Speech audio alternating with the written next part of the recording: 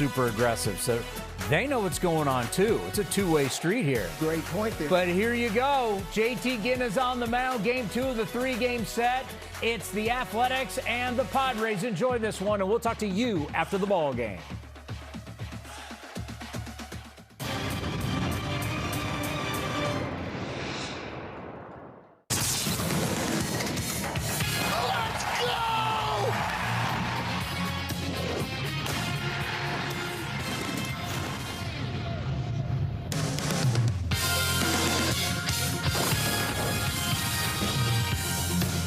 In downtown San Diego this Saturday evening, getting set for the Athletics and the Padres here at beautiful Petco Park.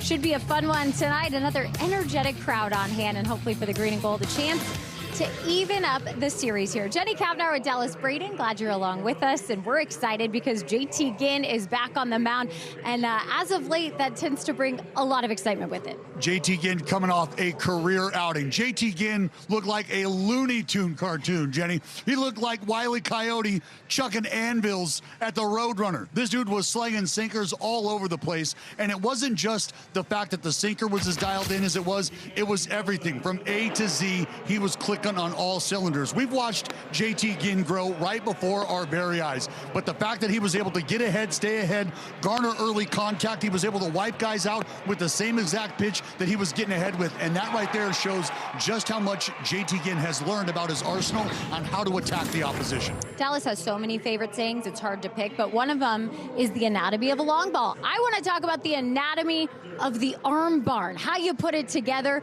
Do the Padres kind of have that perfect selection? I believe the Padres are top tier when it comes to that arm barn, Jenny, because they've got a lot of bulls down there who are ready to charge coming out of the stable. And what we saw last night is very indicative of that. You're talking 100-mile-an-hour sinkers from Morejon. This dude was absolutely money. When he came out, he was snarling and spitting like the bull we're talking about. He hands the ball to Jason Adam, who's got things sinking and sliding all over the place. And we didn't even see Mason Miller. No, it was Estrada who was dialing up one of the nastiest splits in baseball right now. 9.47 Ks per 9. That's the 4th highest mark in baseball for the Padres. Well, hopefully for the Athletics, their offense has something to say tonight, and we won't even have to see that one guy they used to know in Mason Miller. It's time for the Athletics and the Padres. Round 2 coming up. May the Force be with the green and gold tonight.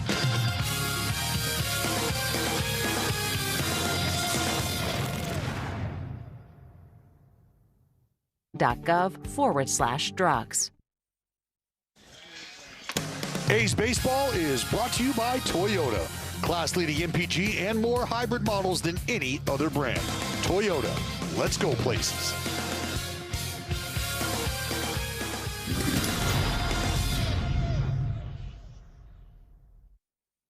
At Ashton & Price, we want just about every injury case you can think of. Slip and falls, pedestrian accidents, auto, motorcycle, and trucking accidents. We want them all. And there's no fee until you win. Remember.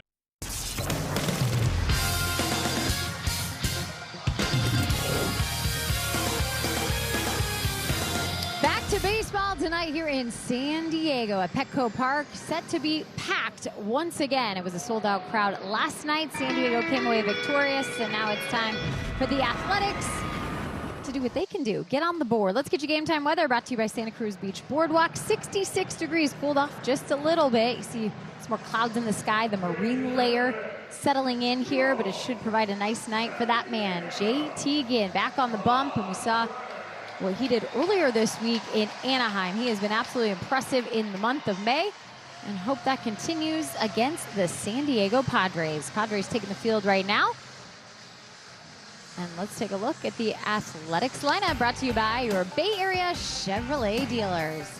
Once again, it's going to be Carlos Cortez leading things off, followed by Nick Kurtz, 45 consecutive games with an on-base streak. Shea Langoliers, then Brent Rooker, Tyler Soderstrom, Zach Geloff, Henry Bolte, Jeff McNeil, and Daryl Hernandez. And it's going to be the newly minted San Diego Padre on the bump tonight. It's Lucas Giolito.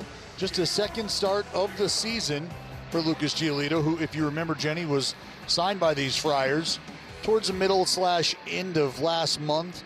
1-year deal, got an option, but I think right now for the San Diego Padres, what they're looking for is a lot of what Lucas Giolito posted last year, which was a fantastic season for the right-hander. But he's going up against an Athletics squad who, frankly, has given him some fits. 1-1 with a ERA just north of 5 against these Athletics and 4 career starts. Let's see what the Athletics have in store against him today, and this is the defense working behind Giolito. Freddie Fermin is in catching tonight. It's a lot of Gold Glovers on the infield. Ty France at first, Fernando Tatis Jr. at second. Sungmoon Song is at short, Manny Machado at third, and in the outfield it's Gavin Sheets in left, Jackson Merrill in to start tonight in center field, and Nick Castellanos. And there's Craig Stammen in his first year as the manager of the San Diego Padres. Former pitcher in the big leagues for 13 seasons, spent some time of course with San Diego, also with Washington.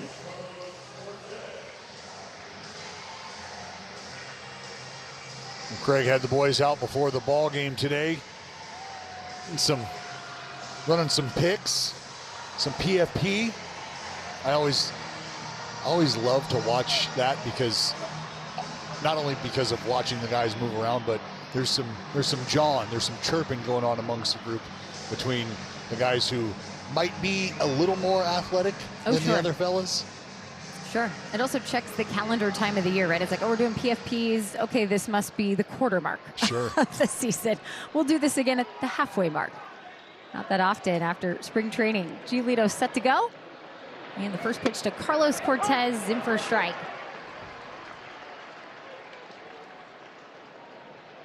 .345 is the batting average for Carlos. Been nice to see him in the leadoff spot. He did a great job yesterday getting on base with a single and letting Nick Kurtz drive him in.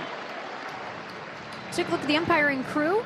Laz Diaz is calling balls and strikes. He's the crew chief. James Jeans at first. It's Eric Bacchus at second, and Malachi Moore, who was behind the dish last night, slides to third. Here's the 0-2. This pitch. No, 1-2 count for Carlos. Well, you're going to see a lot of that tonight, and that's changeups from Lucas Giolito. He has got a good one, a weapon that he has leaned on over the course of his entire career. You see the short arm swing for Lucas Giolito. At times it makes it feels like that ball is just kind of getting spit out. Tough for hitters to track a short arm swing like that. Swung on and into right field. It'll be a base hit for Carlos Cortez to start once again tonight. Script work yesterday. We'll see if it can work with Nick Kurtz coming up. Well, the man behind the plate, Laz Diaz. Diaz, is it? It is. High school baseball teammate of Danny Tartable, as out in Miami Gardens. He's been challenged the 6th most of any umpire and overturned over half the time, 56% of the time, according to our folks over at Sports Info Solutions. I'm sure that was shocking information for you. Guy who's been on the mound before.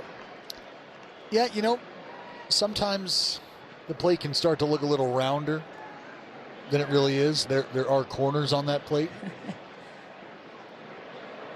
1-0 count for Nick Kurtz. Kurtz yesterday got the streak out of the way early. Double drove in Carlos Cortez. And he's reached base now 45 consecutive games. Climbing the ladder in terms of Athletics franchise history. Up next is Ricky. Well, let's go to last night. Early offense for the Athletics. It was Cortez who found his way on base, and Nick Kurtz who pounded that double up the left center alley. 2-1 and into right field. The script is working as Carlos Cortez is heading to third. Nick Kurtz will have a long single, back-to-back hits. First and third for Shea Langoliers now.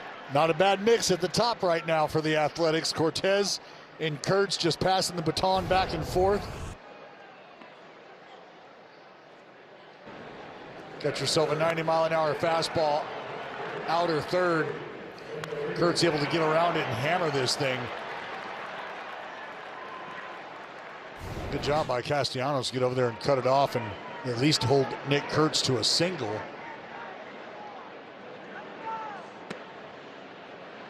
Langeliers takes a pitch, and now at 46 consecutive games reaching base, he does tie Ricky Henderson here tonight. Phenomenal. Just a phenomenal run right now for Nick Kurtz. Jimmy Fox will be next on the list, and that would be 47. Mark McGwire at the top, that was over 2 seasons worth. So when you talk about single season record, Jimmy Fox is the next and final name.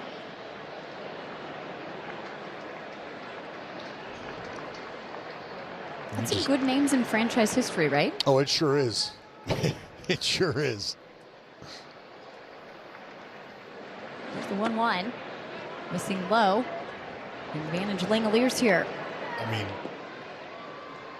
Ricky and Double X. Enough said. Big Mac. I mean, we all know how important Mark McGwire, not only to the game of baseball, but to the Athletics franchise specifically. And the pitch lifted in the air, out to right. This is going to be shallow. Nick Castellanos coming in. And they won't test his arm here. One gone on the fly ball out. Well, Jenny, now this is where the importance of Castellanos being able to cut that ball off in the gap for Kurtz and hold him to a single is if Giolito can get Brent Rooker to roll over on something, it very well could be an inning-ending double play, and you avoid the first 2 batters of the ball game that have reached base doing any sort of damage. Rooker was 0 for 4 in yesterday's game. Swings at the first pitch, and he'll foul this into the stands.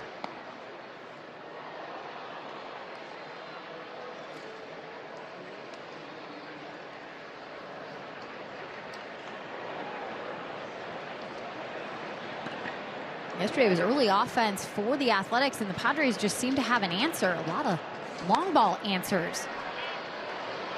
3 home runs against Jeffrey Springs provided the go-ahead run, made it 4-3, and then they tacked on 3 more off of some singles in the 8th. Manny Machado was in that mix.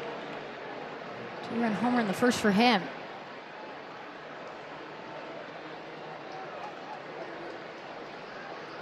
Here's the 0-2. Swung on and missed. The changeup gets Brent Rooker. First strikeout for Giolito in his first home start for the Padres. Well, I told you that pitch was going to be a problem. I mean, it's a weapon he uses 29% of the time. The fact that he's getting some swing and miss here early, not necessarily a good sign for the Athletics. A great sign if you're Lucas Giolito and the Padres. Just a 10% whiff rate. Here's Tyler Soderstrom now. 1 for 3 yesterday. Swings at the first pitch. A high fly ball out to right. And Nick Castellanos all over it. So the A's got back-to-back hits and unfortunately are leaving 2 on. JT Ginn will come rolling out next. Fast and Furious. Great looking aerial view of downtown San Diego. Scoreless as we go to the bottom of the first. Let's do the starting lineups brought to you by your Bay Area Chevrolet dealers. The leadoff hitter for the Padres, Fernando Tatis Jr. Miguel Andujar's DHing today. Then it's Sheets, Machado, Castellanos, Jackson Merrill, Ty France, Freddie Fermin, and Song. And it's JT Ginn and that anvil of a Sanker on the mound once again for the green and gold. 9th start of the season for the right-hander, coming off a career best performance against the Halos. Bit of a heartbreaker, that's understood. We have moved on from that and applauded the effort from JT Ginn on that night. Pitch inside to Fernando Tatis Jr. A 1-0 count to begin the evening here. Fernando led off with a walk in yesterday's game, ended up scoring a run off the Machado homer. He also added a hit. Well, and Jenny, I've just been very curious as to why the numbers look the way they do for Fernando Tatis. You start to dive in a little bit, and I think you start to reveal some answers. And for me, I think a lot of it has to do with just how comfortable or maybe uncomfortable he is in the box. We talk about guys who tinker on the mound a lot, and whether that's a good thing or a bad thing. 4 straight pitches out of the zone will put Tatis on base with a walk. Traffic to begin for the defense behind JT Ginn. He's pitching to Shea Langoliers today. It's Nick Kurtz, Jeff McNeil on the right side, Daryl Hernandez, Zach Geloff on the left side, Tyler Soderstrom man's left field, Henry Bolte in center, and Carlos Cortez in right. Spacers outfield here at Petco. I talk about tinkerers. I immediately think about a guy by the name of Sonny Gray, who unafraid to invent new pitches and create new grips for himself in the middle of a ball game. But I'm curious too, Dallas, you've obviously been through it, having thrown a perfect game. JT not able to complete the no-hitter, took it into the 9th inning. The adrenaline you build over the course of an outing as Tatis takes off in the air to center field. Bolte will catch it, and that'll send Fernando back to first. Here comes the ball. Fernando back safely, 1 out.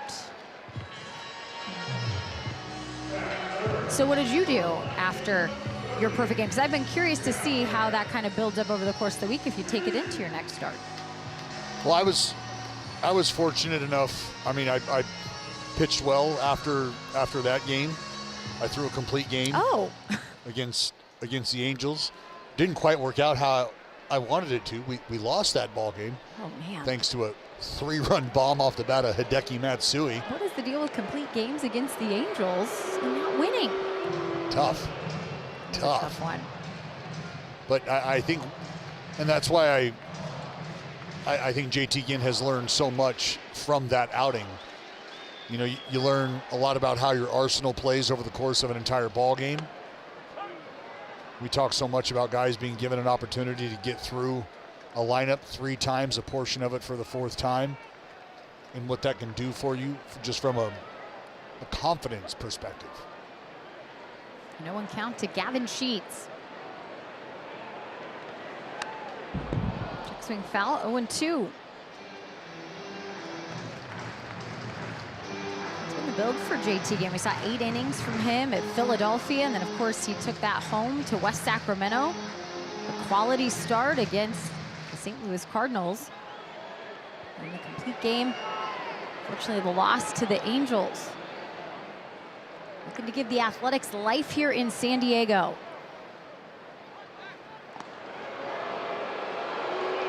Well, Fernando can be a problem, no question, when he gets on base. 12 stolen bases this season.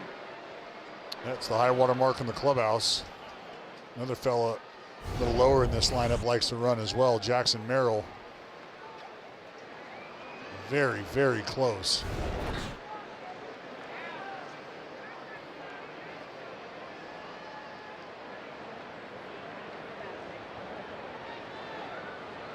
And a swing and a miss. Gets Sheets on the changeup. 2 gone.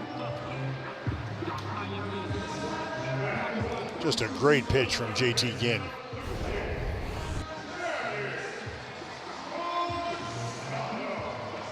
Sheets just a wave and a miss, but JT Ginn doing a great job of continuing to utilize his changeup in spots that where you don't want to just continue to hammer the sinker. You give him a little bit of a different look. Got him. Oh, close one. So close. Nick Kurtz even thought he might have got him. Very close. I think Toddy got his hand in there just in time. Well, the Athletics want to take a look at it. So A's are going to challenge. Well, and you see Toddy just asked him, what do you think? And I think Nick Kurtz felt like he got to the elbow, and it's going to be a question of whether or not the hand is on the bat before the elbow.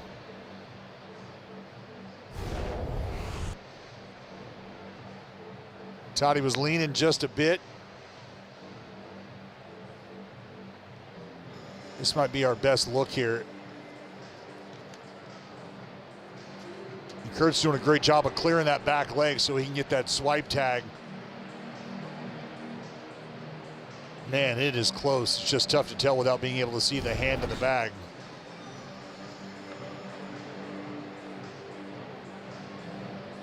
Be a nice out to have here.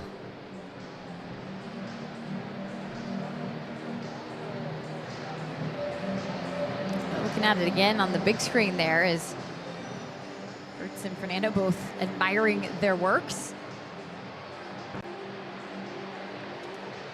Because what you look at is the elbow of Tatis and how it kind of stops and will bow out a bit, and that tells you that's when impact was made with the bag. And I think you see the tag hit the forearm maybe just before the hand gets to the bag, but again, without having that clear visual, very tough to determine, at least from our seat. After review, the call is confirmed. The runner is safe. The A's lead the challenge. Well, there you have it.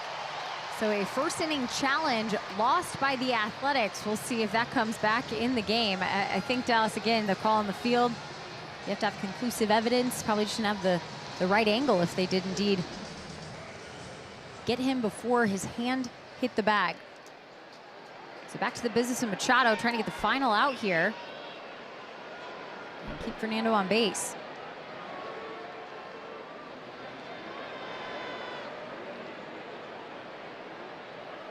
Pitch to Machado, misses high.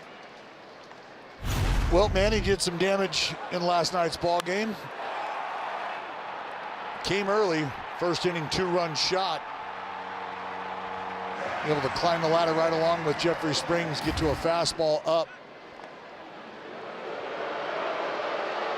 That's what's scary. I know you've been diving into the numbers a bit on Fernando Tatis Jr. and his kind of offensive struggles, but Manny 179, he does have the 8 home runs. Kind of feels like he might be coming along because 4 of those home runs have come in the last 9 home games.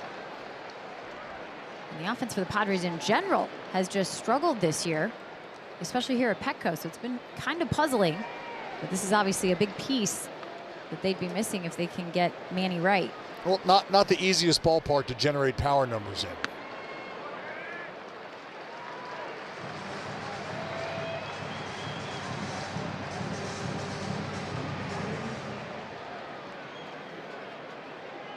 Castellanos waiting on deck. 3-1.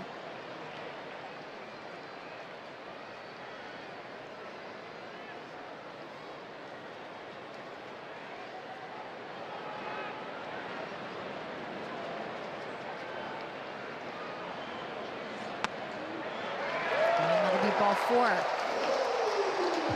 2 walks through the first 4 batters, first and second for Nick Castellanos with 2 outs.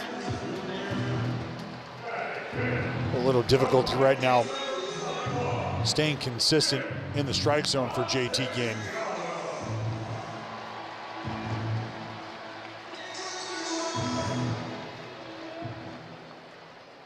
Ginn's issued a walk in all of his outings that have been starts.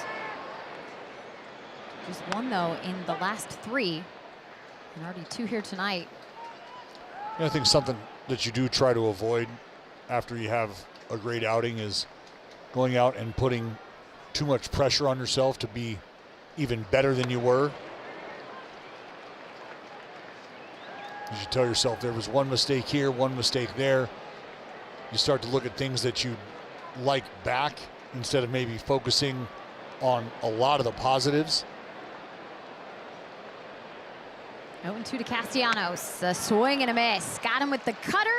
Left the traffic on. We'll move on to the second. Scoreless to Petco.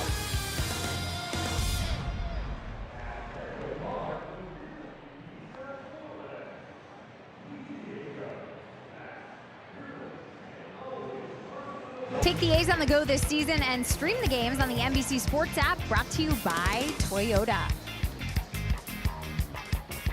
Fun weekend here in San Diego. It's been very lively. Star Wars weekend. Did you get your Yoda wisdom in today? If you mean just continuing to drop knowledge on my children, because those are the only ones I feel like I can Certainly. I can educate at this point. Great. Come on, you drop knowledge every night in this broadcast. And my kids were very excited about the idea of another Star Wars night. I had to break it to them. No bobbleheads. It's not happening tonight. here. Sorry about it. 1-1 count for Zach Geloff. A swing and a miss.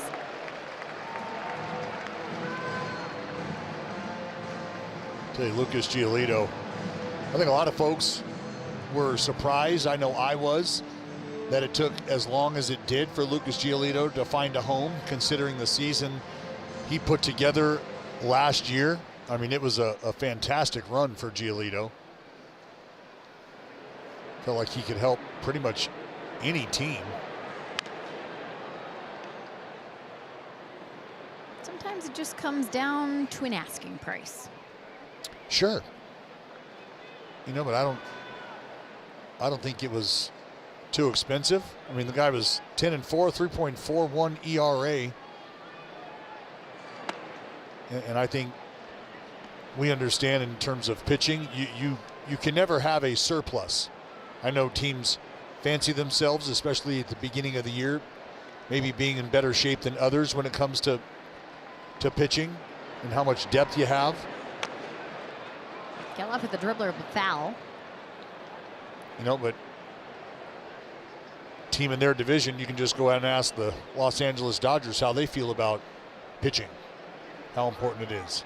It's pretty important, and I would probably say that at the trade deadline they value it even more and continue to stock pitchers.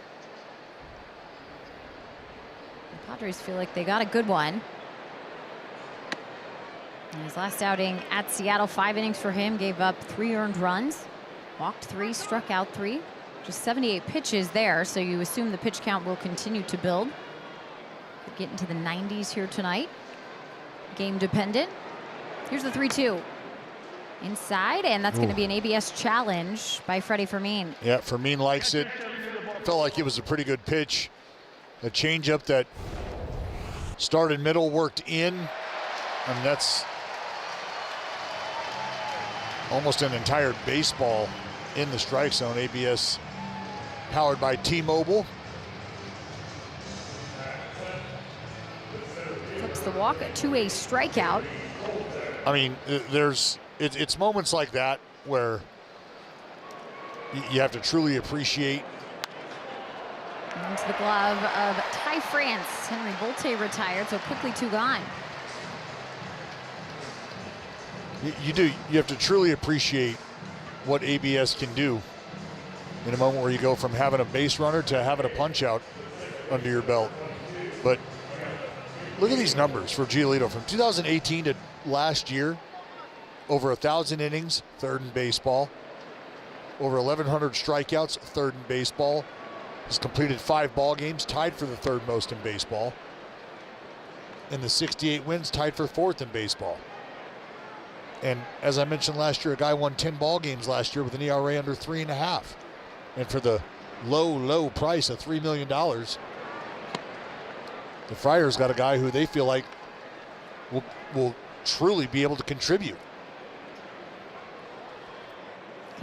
And really a guy that they need in their rotation right now. They have 4 starters on the injured list. Joe Musgrove, of course, from Tommy John surgery last fall, working back from that. 2 falls ago. Nick Pivetta ended up straining his flexor tendon in April. Herman Marquez, who they signed as a free agent, went on the IL at the beginning of this month with forearm nerve inflammation. So we're trying to think about that depth, those pieces. It was really a product, first of all, necessity, but also when you look at the resume, what he could bring for a team that does have high expectations for themselves in the postseason this year. Well, I think the fact that he posted the season that he did last year, you know, that's why there was a lot of wonder and curiosity behind why he hadn't found a home. And I can understand the question marks that one might have when it comes to his injury history. You want to be cautious, don't want to make a big financial commitment, but it feels like when you're talking about a $3 million price, I feel like there's a lot of teams that could probably afford to take that flyer. Jeff McNeil and Laz Diaz, the home plate umpire, chatting it up as we look at Ruben Niebla, the pitching coach and associate manager here in San Diego, who is well thought of and working with pitchers. A 3-2 count for McNeil. Fouls it back, and the battle will continue. Well, they're still talking.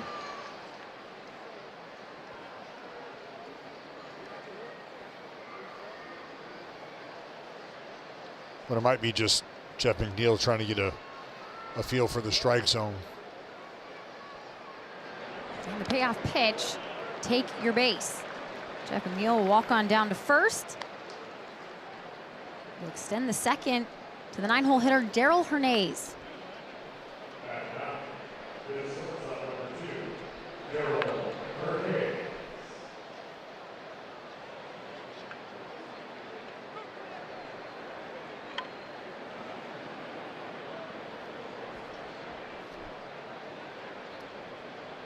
And he's got on base yesterday with a walk.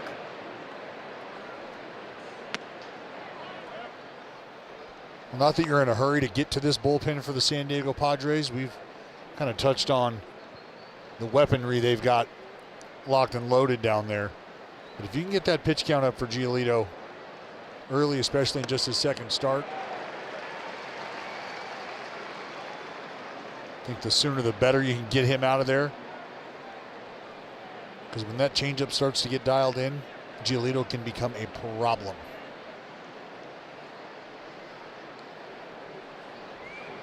Swing and a miss. Daryl waves at the changeup once again.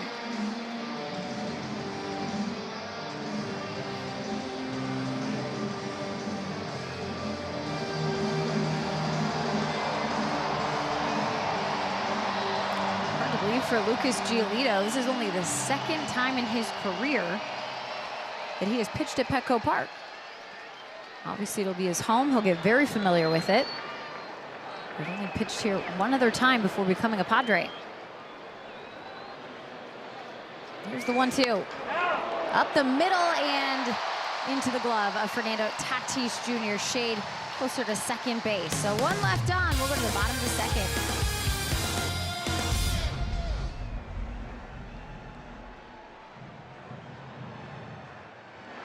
Another Sacramento Saturday, that's May 30th. The Yankees will be in town. Be one of the first through the gates to snag a premium A's beach towel, available only while supplies last.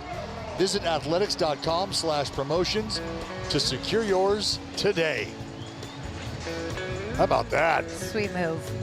How about, did you get some sand in your toes today? I did not. The children did. I let Dad handle the sand. Had a babe. Don't deal with that one. At Ocean Beach. Cloudy day there. Great fish tacos, Dallas. Oh. Great fish tacos out on the pier. I mean, it's probably tough to find a bad fish taco in this town. I would agree with that. A little mango salsa. Sounds like you had one today. Maybe. Jackson Merrill takes the pitch. 1-1. It's pretty fresh. Like you fished? You got your own fish? I didn't. Got some tortillas, a little cabbage? It's something I'm going to have to work out here soon. Get on the SS Minnow with old Donnie O. Oh boy. Don Orsillo. Don Diego. Don Diego. I don't know. I mean, I don't know if I trust me and Mud in the same boat with Don. I don't know if that's wise. Yeah, that does not sound wise. The two would be mucking it up so much and cracking each other up. Probably fall overboard. Yeah, I don't know. I don't know if that boat can fit us. Here's the 2-2. And now full count here for Merrill.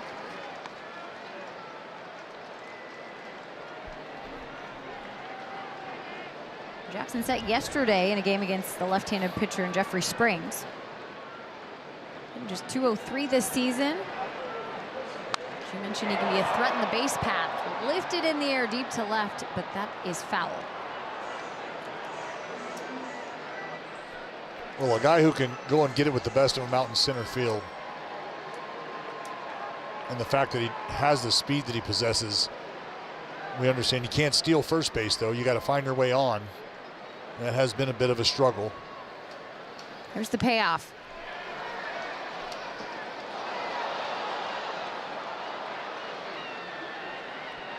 Another battle here to start the second inning. Sinker, couple cutters, couple change-ups. Back to that four-seamer, then the sinker. Pitch number 8 coming up. Ooh. This one, but a take by Jackson. Third walk of the game here for JT Ginn, and that'll bring up Ty France. But we want to bring up our friend Jose Reynoso in the house, Athletic Spanish broadcaster. Great to see Jose running around, checking in on the A's at Petco Park. Yeah, you can find Jose on La Ranchera 92.1. Get it in ya.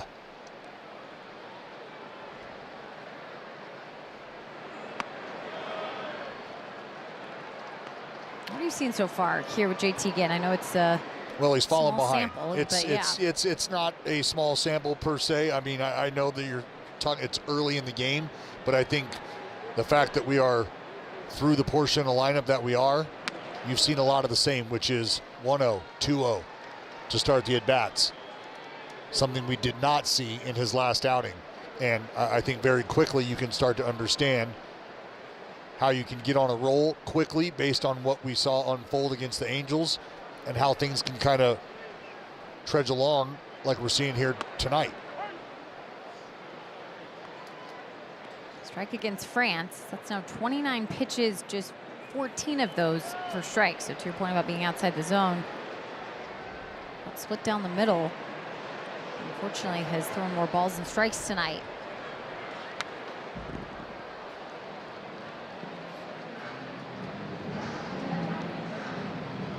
JT's been great out on the road. We talked about this in Anaheim. Of course, then throwing the 8 hitless innings, 1.67 is the ERA. That's a lot of good names on that list, too.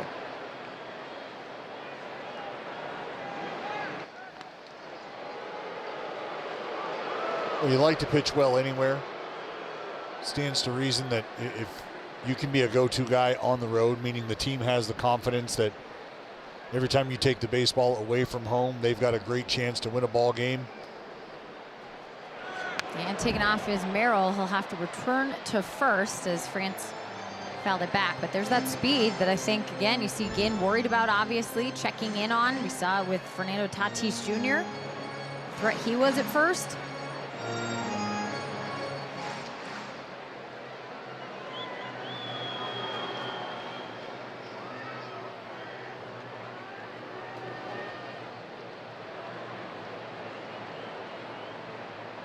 Here's the 2-2.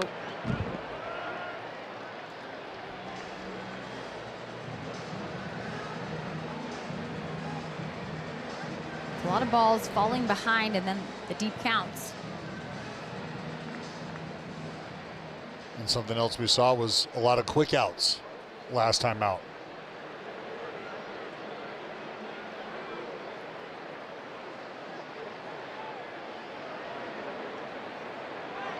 Check again. And with the second disengagement.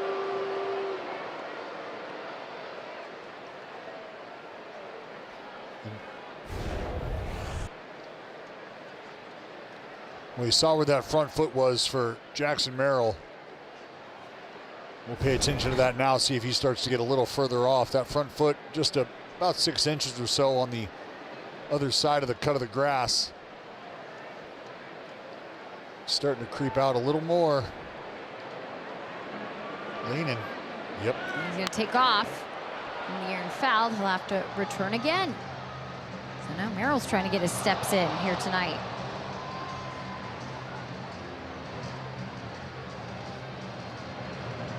Well, once teams feel like they've got a little window that they might be able to climb through, they're going to do everything they can to try to do just that. Merrill, you saw Tatis take off. You see Merrill now a couple times.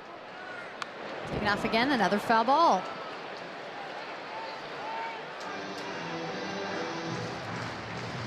In France, you know, folks remember battles with Ty France in his days in Seattle. Guy put the bat on the ball. There was a couple years where I think we've seen a decline in production from Ty France. or 2021, 2022. Great couple seasons. 5 straight foul balls. Here's the pitch. Does not swing at it. They will check him though. Held back 3-2. Will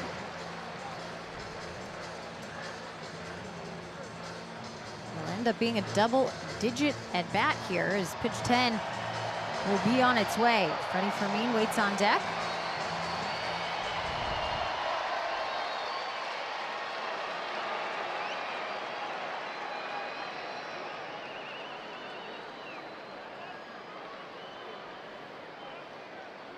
And the payoff pitch with Merrill running, another foul ball. At some point, Merrill's gonna just get tired, yeah, right? he's over it. And you see Ty France, Merrill just turned and pointed to the outfield like, hey, hit it this way. And Ty, well aware of what the man on first base is going through right now. I'm trying, buddy, I am trying. There's a big hole on that right side with Kurtz. Merrill on there. Taking off again, a swing and a miss, throw down from Langoliers, and it's not going to be in time. Ty France strikes out for the first out. And now a runner in scoring position with Fermin coming up. Merrill's thinking, thank God. Stolen base number 10 for Merrill, but can you maybe give him like a 10.5 for the amount of work that he had? Well, he tried to steal it about 10 times, it felt like. And this throw just a bit up to the first base side of second base. And McNeil had to go and get it, and by the time he was able to get the glove back in the tag zone, Merrill was there. We're now for Ginn, though. 11 pitches against Ty France. So glad that you got the batter out. Now you got to deal with the man on second.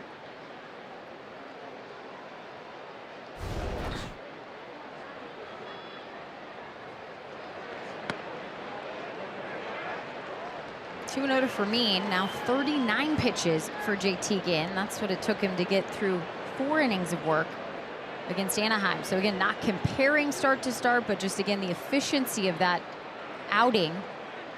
Able to work through those batters to allow him the opportunity to get deep into the game.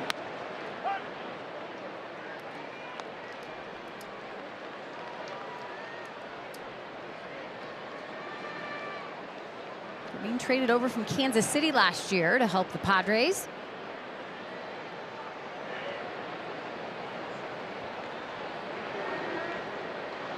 We know the Padres are not afraid to wheel and deal. AJ Preller likes to make a deal. I think he wakes up, goes to bed thinking about how he can make his team better. And if that means swapping popcorn vendors, he'd probably do it. There's no question. He's always in the middle of the action, whether that's at winter meetings, the trade deadline, or just about every single day that ends in Y in between. 3-1 count.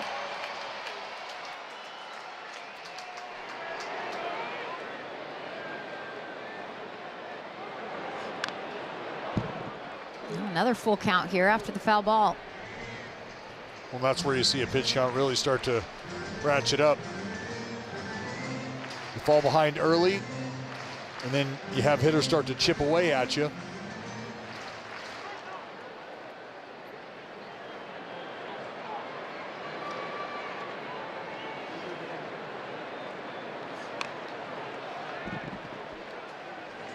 This is now 3 full counts that Ginn has been in, and only the 7th batter faced here in the game.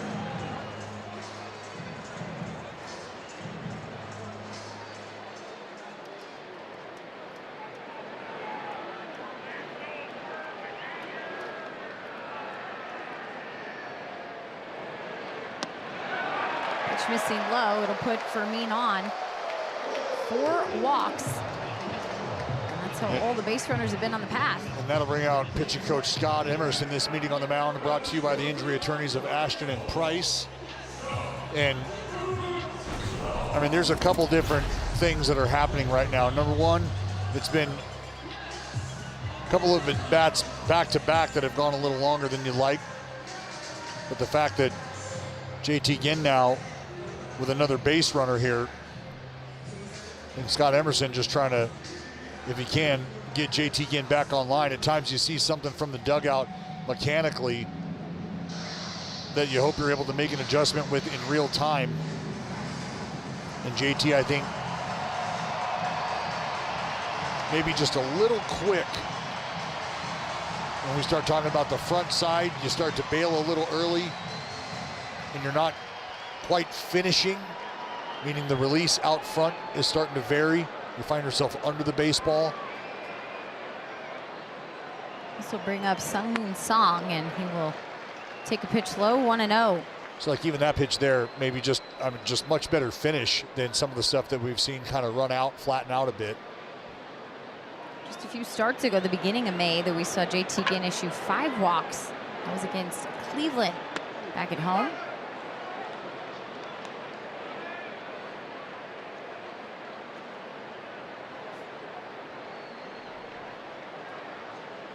In a position here to try and get a ground ball and that best friend you talk about, the double play. See if they can't get out of it into the third. 1-2.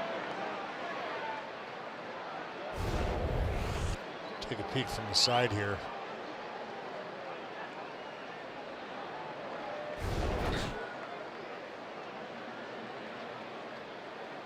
So this next pitch is going to be pitch 30 just of this frame. We'll continue 2-2. So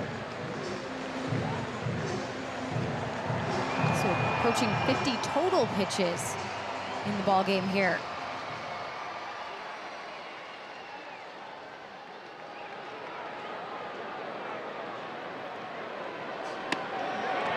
Another full count.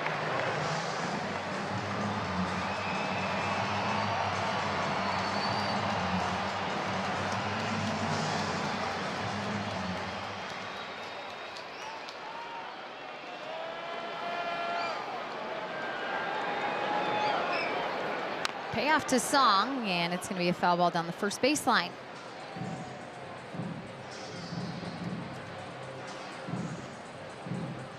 As a pitcher, can you read into anything when there's a lot of foul balls early? Well, no, it's just the fact that you have fallen behind, and once you start to get back into the strike zone, the hitters at this point are able to spoil. Pitch outside, and a walk to load the bases. And that right there, again, you see the pitch just kind of a little flatter than you've seen at times.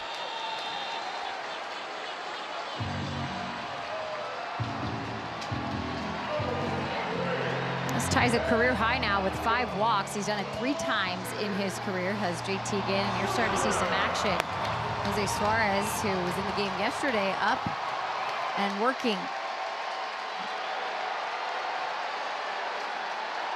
Fernando Tatis Jr. with bases loaded takes a strike.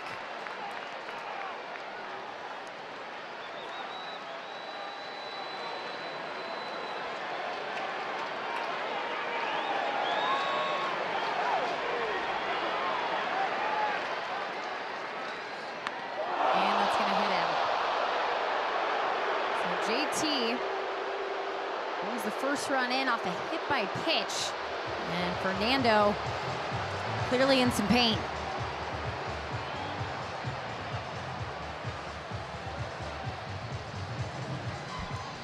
Well, and this is indicative of what I was touching on when it came to mechanically what we're seeing, or at least what I'm kind of seeing from JT Ginn.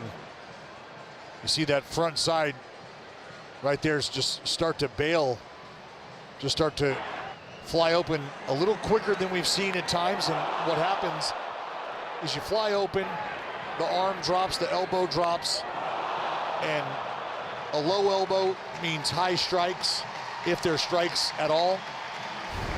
And especially for a sinker baller, that sinker starts to flatten out. It starts to run more so than sink, and that's exactly what we're seeing right now. And so for Scott Emerson, I think it's coming out and just trying to make sure that you're able to kind of tap into some of those verbal cues that you can associate with realigning yourself mechanically. Here's Miguel Andujar, bases loaded, 1 out, bottom of the second. 1-0 Padres lead.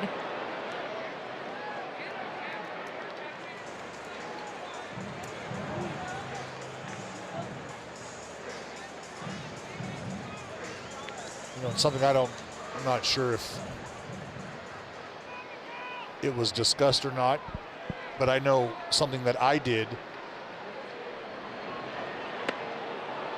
Another good slider there from JT Ginn, but something that I did after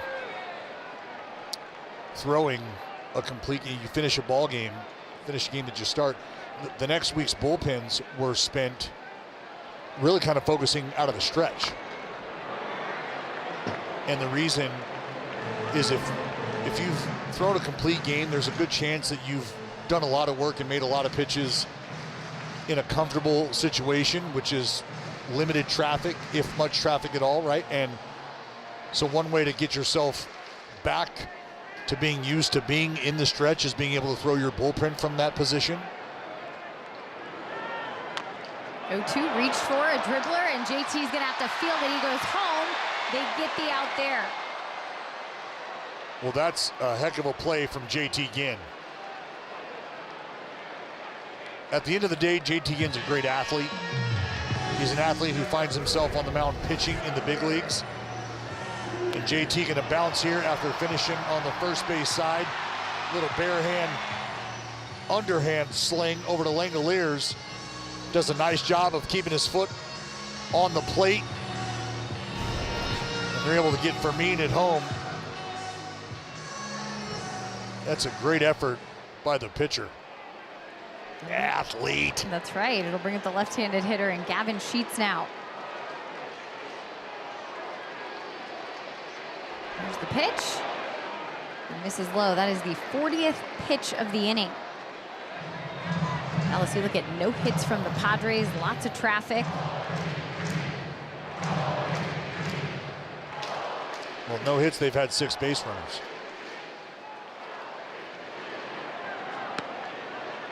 -2-0.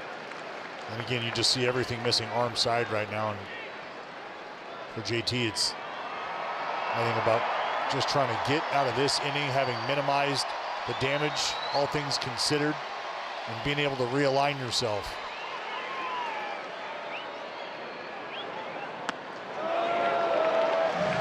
The ABS challenge, the ball call. Yeah, I think this ball's in off.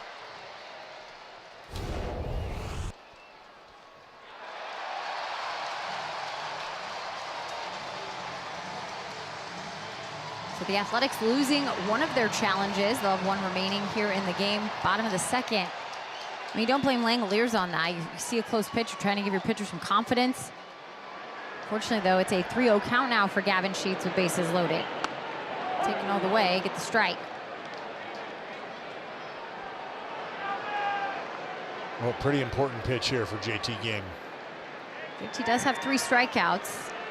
Gavin Sheets struck out swinging earlier in the game. In the air, high out to right field. Kurtz and McNeil are going for it. It's going into foul territory, over the wall, and McNeil can't come up with it. He hit that hard. Falls into some fans. What an effort by McNeil. Doesn't come up with the ball, and now obviously this fan looks like, well, it looks a bit of a scrape on his nose. Yeah. I mean, Jeff McNeil doing everything he can right now to sell out for his pitcher.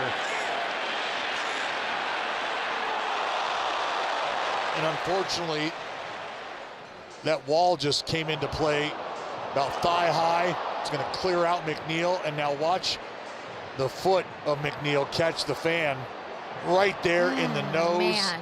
Oh. I mean, that is a tough, tough spike job. Well, that's a tough guy. He's hanging in there. He said, I came to watch a ball game, man.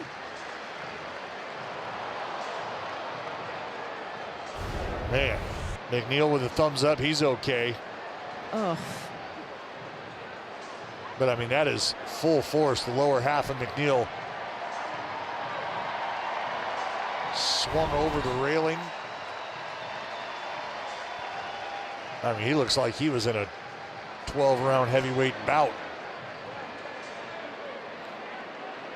Glad to see he's okay. He'll have quite the story to tell. Yeah, he will. Remember that time he got kicked in the face by Jeff McNeil? 3-2, the runners will be going. They already are, and in the air to left. Looks like JT Ginn's going to be able to get out of it with minimum damage. A 1-0 Padres lead. Lots of traffic for JT Ginn through 2. And hopefully not a broken nose.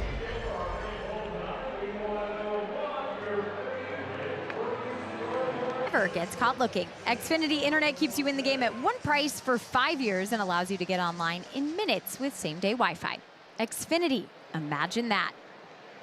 Top of the third, and the Athletics playing from behind, down 1-0. Trying to get that run back, top of the order against Lucas Giolito. So facing the ace for the second time here, Carlos Cortez with a hit in the first. Well, we'd like a replay of the first inning, maybe just last a little longer. Yeah, hard to imagine this. The A's open up the game with back-to-back hits. Can't get a score. On the other side of things, the Padres don't have a hit, but JT Ginn unfortunately walked 5 batters, also hit Fernando Tatis Jr., and that got the first run in of this ball game. Giolito's had a few deep counts too, a couple 3-2 counts, 2 of them. It's in here 3-0 for Carlos Cortez. And Carlos will take 4 pitches and walk on down to first to open up the third. Well, with Nick Kurtz coming up, time now for StatCast, powered by Google Cloud. We're going to take a look at the length of the swing of Nick Kurtz. And I think what folks should understand, it's how long the barrel of the bat exists in space, meaning in the strike zone. Right, a swing length it's captured from the beginning of the swing until the point of impact. And you hear guys talk about, I want to be able to keep the barrel of the bat in the zone as long as possible. Hurt to the ground ball. That's fair at first. A quick tag over on Cortez. France wants the dugout to look at it. Well, Ty France with a very quick reaction, fielded the ball, tagged Cortez before he got to the bag, and then stepped on the bag. You see the tag on Cortez, who is out, and then the step on the bag. I mean, that's as clear as day. It's not even close.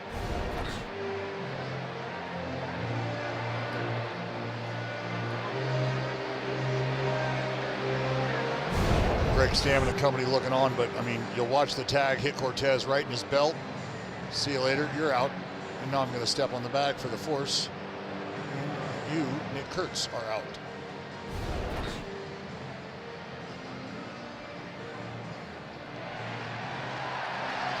Yep. There's the call from the crew chief, Laz Diaz. What a quick turn of events. Mark Kotsay is going to come out and get the explanation from Laz Diaz.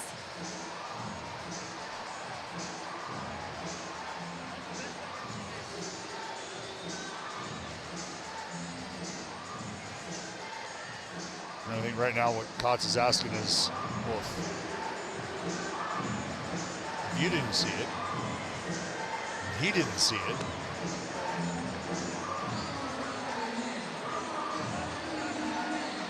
but nonetheless, even though it's against the Athletics, the right call was made. I think it was very obvious. And I think Cortez saying, look, I thought that Ty France might have been trying to throw the ball to second, and I was going to just get back to the bag. First pitch swinging for Langoliers into foul territory, and talk about the Ty France defensive half inning. That was quick.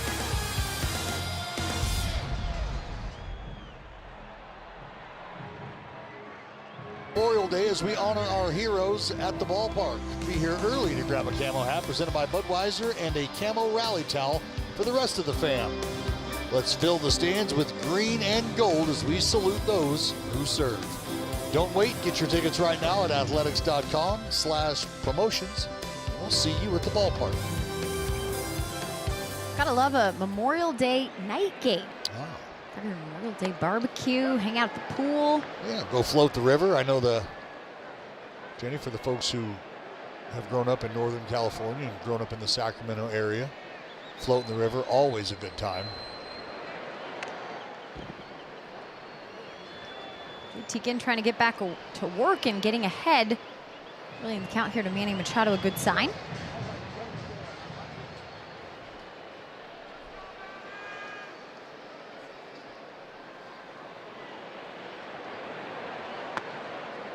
Can't get him to chase 1 and 2. It's a 45-pitch second inning for JT Ginn. Loaded the bases, then hit Fernando Tatis Jr. by a pitch. That brought in the run of the game, a 1-0 San Diego lead here. That's pain. Strike 3 on the sinker. That's 4 strikeouts for JT Ginn.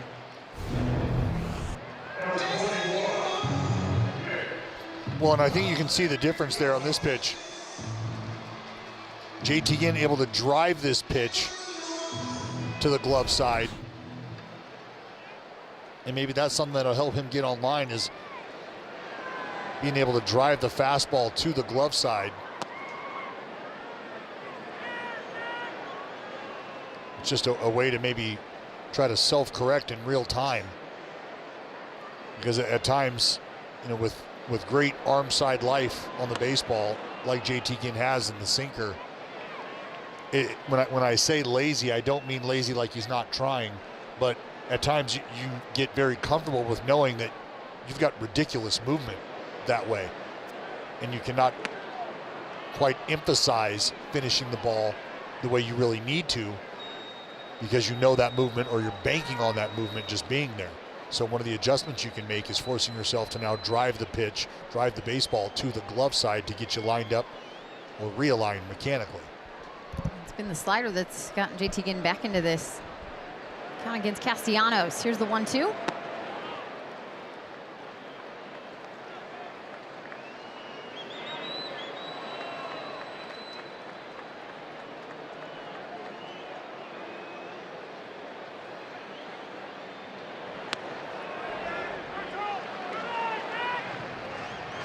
And 2 now for Castellanos. Struck out in the first inning.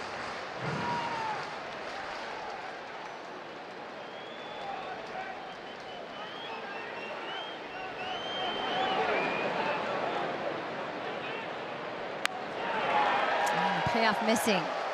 6 walks, now a career high for JT Ginn. Bring Marcotte out, and that will be it. Right-handed starter here tonight. Just 2 1/3 after a complete game to start the road trip. We'll take a break on this pitching change and be right back.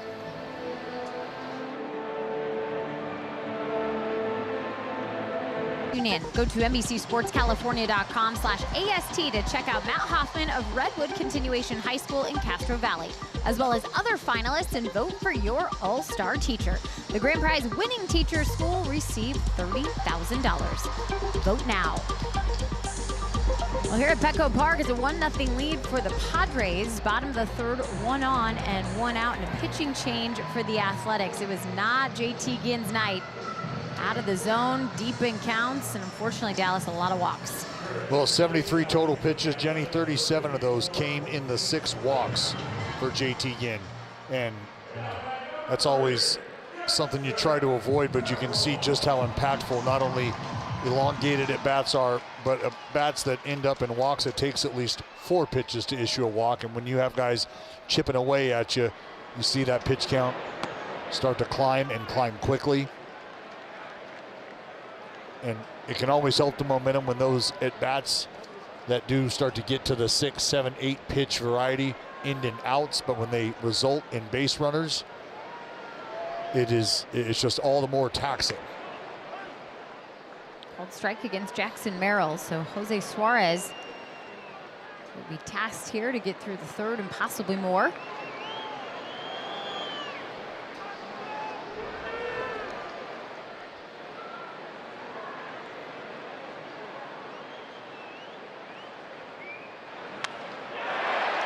Into right field. That's going to be the first hit of the night, believe it or not, for the Padres. It's going to be for extra bases. A stop sign at third for Castellanos. And now second and third with Ty France coming up 1 out.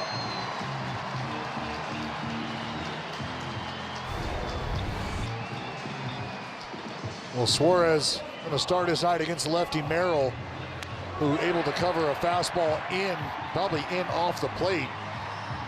You tip your cap there to Merrill, who's able to cover a pitch in off under the hands. Castellanos over to third. Now with runners on second and third, just 1 out, it'll be Ty France, who had a long battle with JT Ginn. Did result in a strikeout. 11 pitches there. A walk before Ty France and a walk after Ty France that inning, plus that elongated bat. And 45 pitches later, he was able to get out of it, but unfortunately this inning, just 1 out and another walk. JT Ginn leaving the game. There's a strike.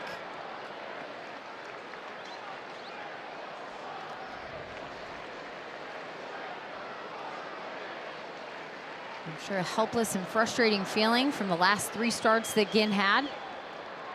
Quality starts, got deep into the game, and here having to sit on the bench and watch on only in the 3rd inning.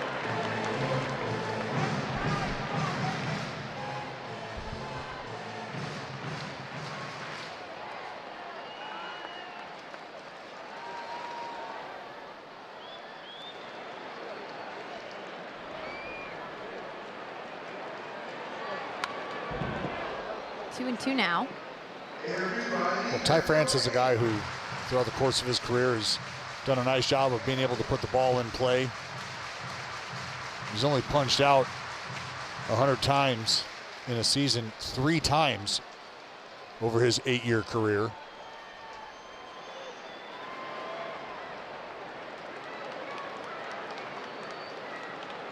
Here's the 2-2.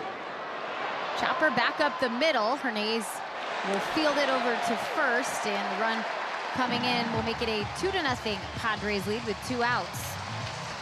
And Ty France right there just playing the game of baseball. The game right now was just asking Ty France to put this ball in play. I mean, if you could, we'd like something maybe in the air on the right side if possible. But at the end of the day, with where the defense was positioned, if you can hit a ball hard up the middle like he just did and force the movement, you get your runner home. You know, getting greedy, you want that fly ball to the right side. Why? Well, you get the run on the board. You get the runner at second over to third base, albeit with 2 outs. He's just that much closer to home.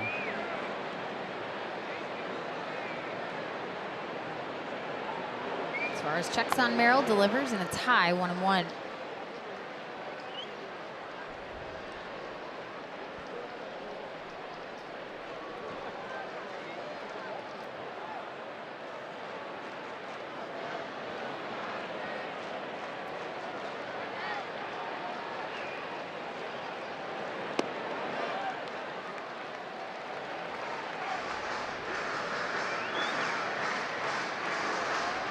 Suarez appeared last night, a 1/3 of an inning for him. Hadn't seen him on the road trip up until that point.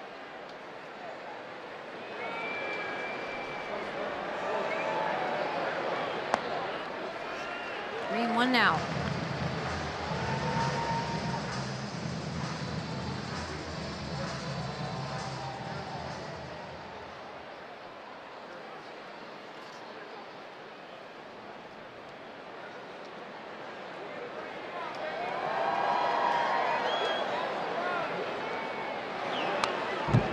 Back. Well, Suarez very well may be asked to eat a chunk of innings.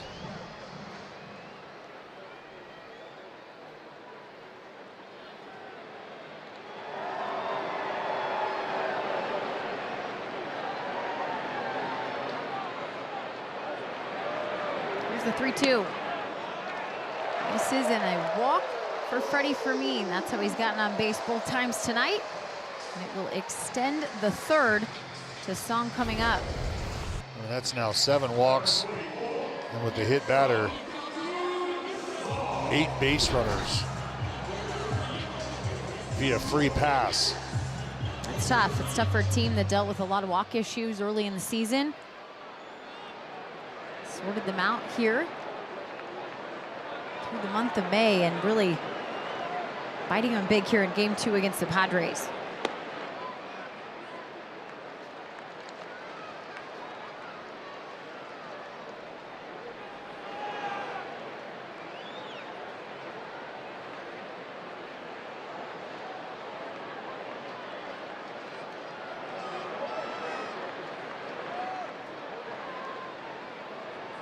Here's the 1-0. Strike up the sinker. Did you see today, Dallas, that Stephen Kolek, who was part of the trade for Freddie Fermin, now with Kansas City, had a complete game for them? How about that? Yeah. Improved to 3-0 on the year, so the trade working out for both parties as the Royals blanked the Seattle Mariners 5-0. Good work, Kansas City. Right? We'll see if the Athletics, look, I know it's been a slow start to the ball game. All things considered, during that second inning for JT Ginn, the fact that it was just 1 run pushed across, you got to walk away okay with that. Here's the pitch. A ground ball weakly hit to second, and McNeil will make the final out. 2 left on, but 1 more came across. The Padres up 2-0. We'll go to the 4th.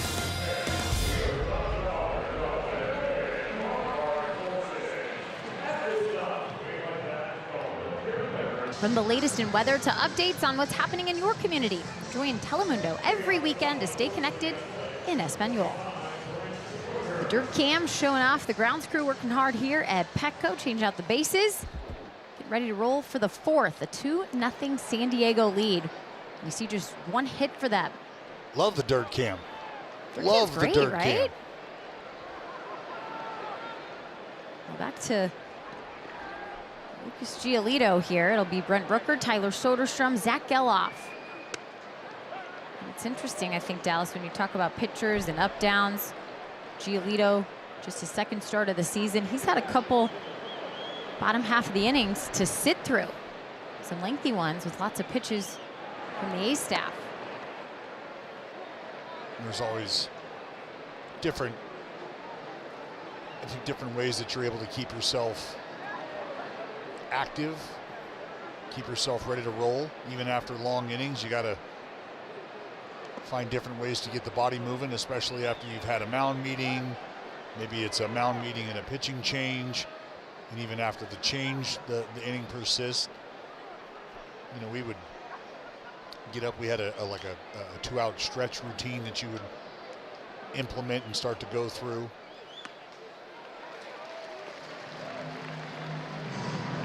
For myself, once we got to 2 outs, you have a pretty good idea of who you're going to be facing in the lineup, but you just kind of go up, you check on who's coming up, how you've gone about your business against them before. But it's just a way to get the body up, keep the mind active, or at least focused on the right things, because you don't want the mind to stray once you've kind of been down for a while.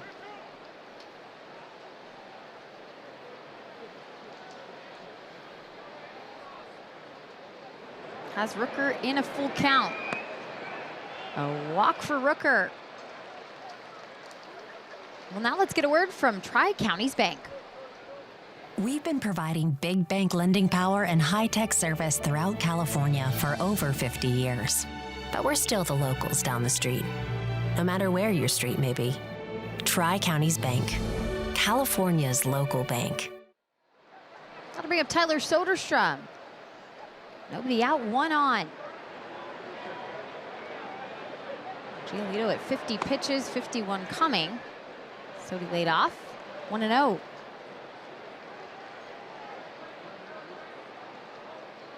I mean, the vast difference of deep counts. You look between what JT Ginn and Jose Suarez have done through 3 innings. Over 100 pitches already from the A's staff. Took Lucas Giolito 44 pitches, and of course he had some help. They were in the 3rd inning, got the double play after walking Carlos Cortez to lead off the inning, and then got Shea to swing at the first pitch and pop it up in foul territory. It was quick, 7-pitch inning. It'll get you right back on track. And now we're seeing Giolito out of the zone.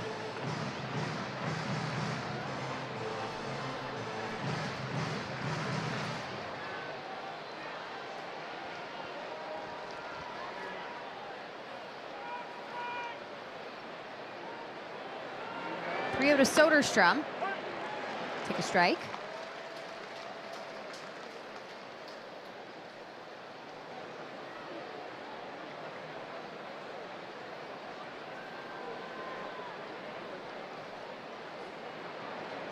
Middle of the order trying to cook here for the A's and get something going. Ooh. Full count. That ball looked well in off the plate.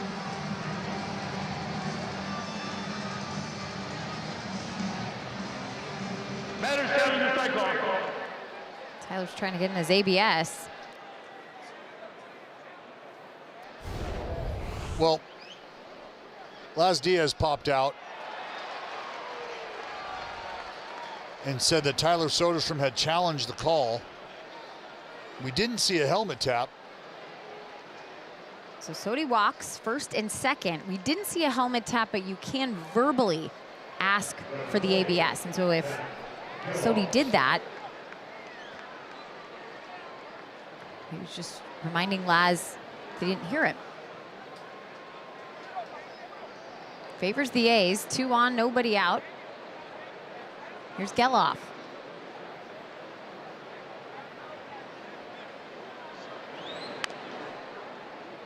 Past Bobby Crosby in foul territory.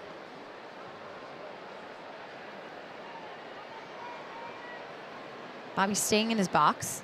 He's done very well with that. Listens to directions. Stays in the corner. Toeing the line.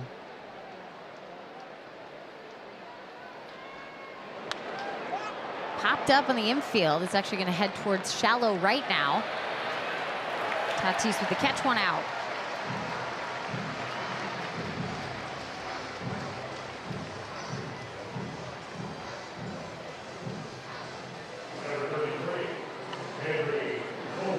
That'll bring up Henry Bolte. Bolte lined out in the 2nd. It was right at the glove of Ty France at first. Hitting 300 here. His young major league career. Giolito not afraid to pull the string at any point in time. Been a great changeup tonight.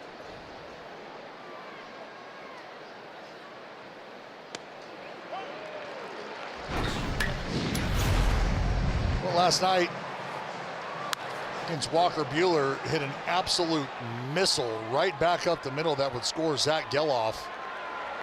A couple of hard hit balls in a row.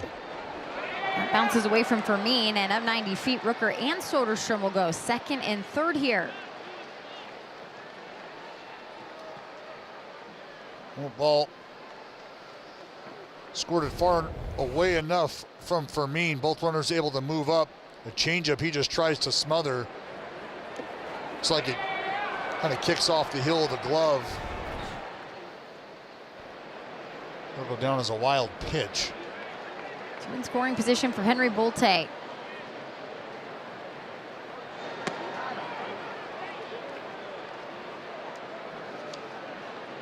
I mean, we talked about the pop time for Freddie Fermin and Dudon both. And Freddie in top 10 when it comes to blocking the baseball in terms of blocks above average. There's another one, and you see why. Very, very sound back there behind the plate. And there's just so much confidence in a pitcher when he knows he can bury a pitch like that with a runner on 3rd base, less than 2 outs. And another walk, a deep count. A walk and bases loaded.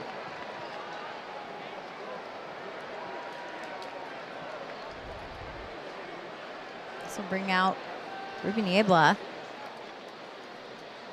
A meeting on the mound, and it's brought to you by the injury attorneys of Ashton and Price.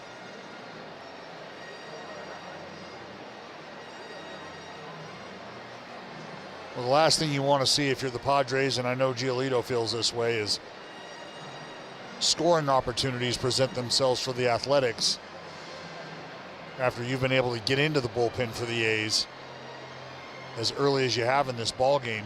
If you're Lucas Giolito, you want to be able to log outs. How do you do that? You fill up the strike zone, and right now, the more traffic he gets, the further away he's started to stray from the strike zone.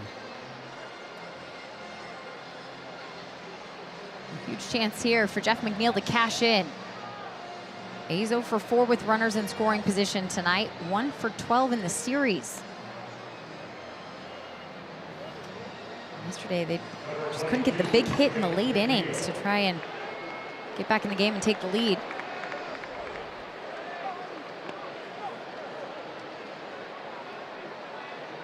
You know, Jenny, I met Lucas Giolito way back at the beginning of his career when he was with the White Sox.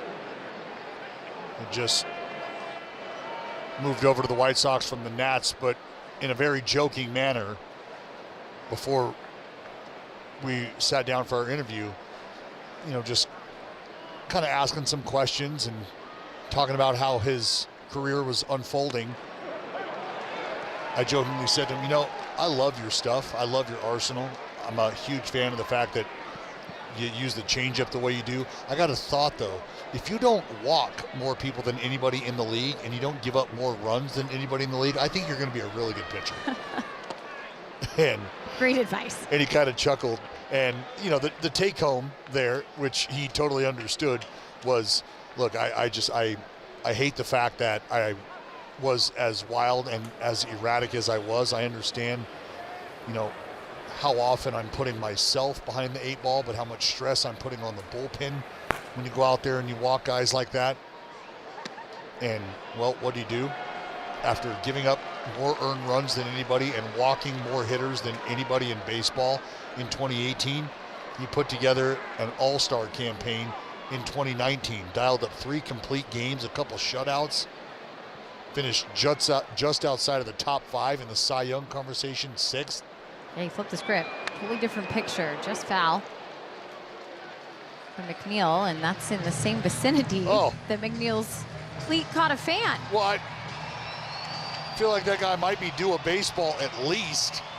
There he is. To pick with him. Oh, man. My goodness. It's like he got into a fight with a rose bush. Maybe he was trying to get him that ball that you were promising him.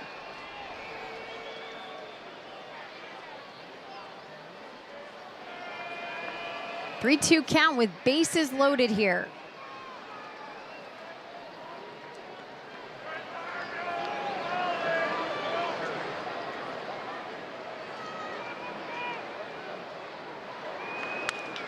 Swung on and a ground ball to first. Ty France is going to go to second, back to first, and out is the call in the field. Jeff McNeil slams his helmet into the ground as the Padres able to turn a double play and end the threat of the Athletics. Well, not an easy double play to turn. Ty France able to get it over to second and get back to the bag just in time.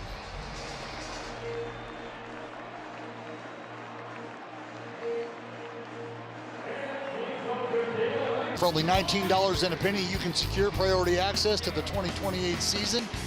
That's tickets at the future A's ballpark we got in store for you. Get early access to everything A's, including the chance at season tickets ahead of the general public. And with this, remember, you contribute directly to youth softball and baseball initiatives all throughout Southern Nevada. So to secure your spot, visit athletics.com/Vegas. First pitch strike for Jose Suarez against Fernando Tatis Jr. Leadoff hitter for the Padres here, up for the 3rd time. Walked, hit by a pitch, which is bases loaded, so he got the RBI. 2-0 San Diego lead. These had their chances in the top of the fourth, and unfortunately Dallas just weren't able to come through with bases loaded of their own and only one out. Well, so far one team has been able to capitalize on the traffic and the other hasn't. That's the story of the game. It's not that one offense or the other has been overpowering. And here's how this last half inning ended, though. Good job by Ty France to get the ball over to second base quickly. Some Song able to get it back to Ty France, just playing a little catch. And a swing and a miss. Tatis down on strikes. Now here in the fourth. See McNeil busting it down the line hard as always. I mean, by a half step, maybe. J-Mac, yeah, not happy about it. You can see McNeil kind of shielding himself from the potential rebound off the dirt. The Athletics have already lost their challenge in the game. You know, I remember a game very frustrated, Jenny coming in after a half inning, and I took it out on the cups, Gatorade cups that were sitting in front of the dugout on the top rail, and it's really tough. One hopper towards McNeil, a slide, he gets up and completes the play. 2 outs. Do it, Mac. At a bid. You know, and that's something that you have to love and admire about Jeff McNeil is regardless of what happens at the plate, he has not taken the at-bat out there with him on the defensive side. Goes into a nice slide here, just a step or two into the outfield grass, able to make the play. But I came in frustrated, kicked the Cups, and it's tough to be angry right after that because the Cups just bounced off the back of the dugout and hit me right in the face, right in the head. My teammates are laughing at me. Oh, I think we could pull that up, possibly. Not good. Yeah. Well, right. Yeah. Wow. What an idiot. That probably made you more mad than anything right there. You know, I sat down. I sat down in the dugout and was not happy about what I was going through. And I sat there, and I remember looking over, and my teammate is sitting, I think it was Derek Barton, and he's sitting there and he's just waiting for me to look at him. Oh my goodness. And he's laughing. And I'm like, yeah, I get it. I'm an idiot. All right. And there's, I mean, what are you going to do? You can't stay mad. There's nothing you can do about it. You're just, you realize what just happened. You're like, well, being angry is over now. Did you quickly get trolled with Gatorade cups from that moment on? Well, I mean, there were some jokes. There may or may not have been Gatorade cups in my locker. Yeah. That's what good teammates are for, you know? Here's the 1-2 to Sheets.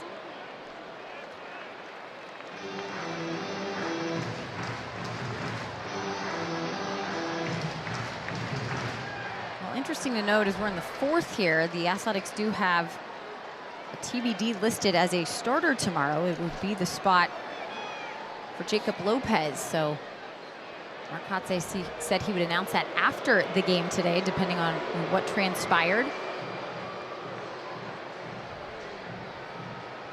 And this meeting on the mound is brought to you by the injury attorneys of Ashton and Price, as Langeliers and Suarez getting on the same page here. Well, that's why I brought up Suarez and the fact that probably going to be asked to chew up some innings. Something he's familiar with. I mean, remember, this is a man we saw this year in a starting role when he was with the Atlanta Braves. Yeah, just a couple different teams for him already this year. Swing and a miss. Suarez gets the job done. 3 up, 3 down. Nice clean inning as we go to the 5th. Athletics, 12-2.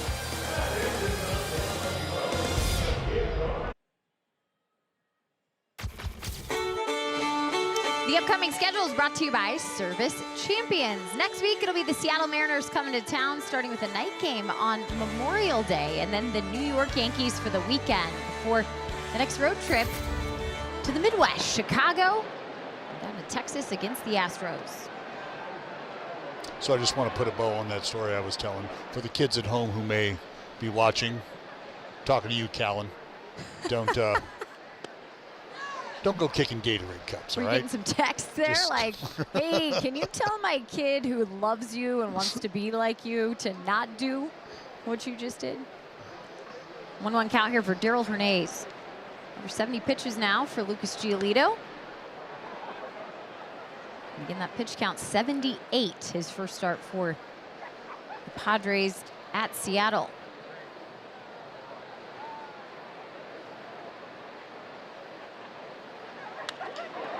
Liner into center, and this will get down. A base hit for Daryl. And hopefully some good things to come here in the 5th inning. Well, look, the lineup was going to turn over as is. It's nice to do it with a base runner. Daryl going to catch a slider down and out. Not a bad pitch at all from Giolito, but just a bit better job at the plate there from Daryl. See if you can't get something going here with Cortez, who has swung the bat well. Reached both times tonight. It was a single to lead off the game and also a walk. In fact, the A's have had 8 base runners, just 3 hits. It was Cortez and Kurtz back-to-back in the first. And no hits until Hernandez led off the 5th with 1.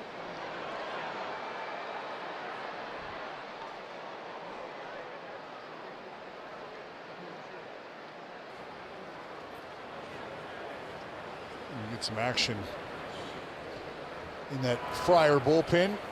Ron Marinaccio loosening up. See where Giolito's at in regards to his pitch count. Just a little over the average.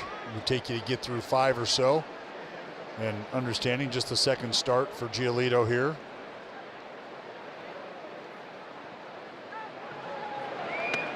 I think Greg Stammen knows it'd be a real nice benefit for Giolito to be able to squeak out 5 innings. You know, not that you want your bullpen to have to cover 12 outs regularly, but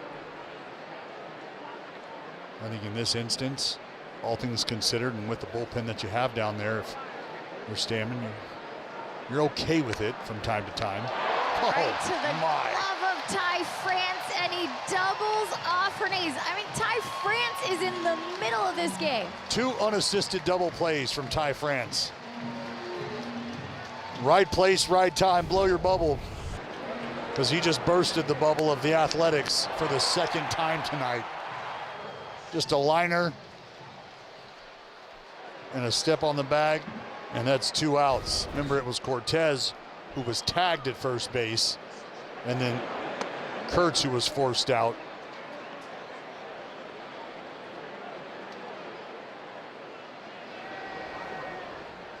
Two unassisted double plays. He was in the middle of another double play after Jeff McNeil rounded it to him with bases loaded last frame. Caught a line out in the 2nd. He's been the show over there. All down. 2-1 to Nick Kurtz here. So we talked about the single season versus Mark McGwire, who holds the franchise record that stretched 2 seasons. He also holds it for a single season at 48 games. Jimmy Fox at 47. So Nick Kurtz just trailing Jimmy Fox by 1 after getting on today, tying up Ricky Henderson. Pretty cool. Very cool. Mark Kotsay has been asked a lot about it, obviously from the media, especially visiting media as we go different places. So yeah, I'm not really one to talk about streaks. Obviously with a guy like Nick Kurtz, it's the day-to-day consistency, right, that this streak is showing you. And again, situations like this where Kurtz begins the at-bat, finds a way to get into a full count and make something happen. Here it's going to be a base hit into right field for Kurtz.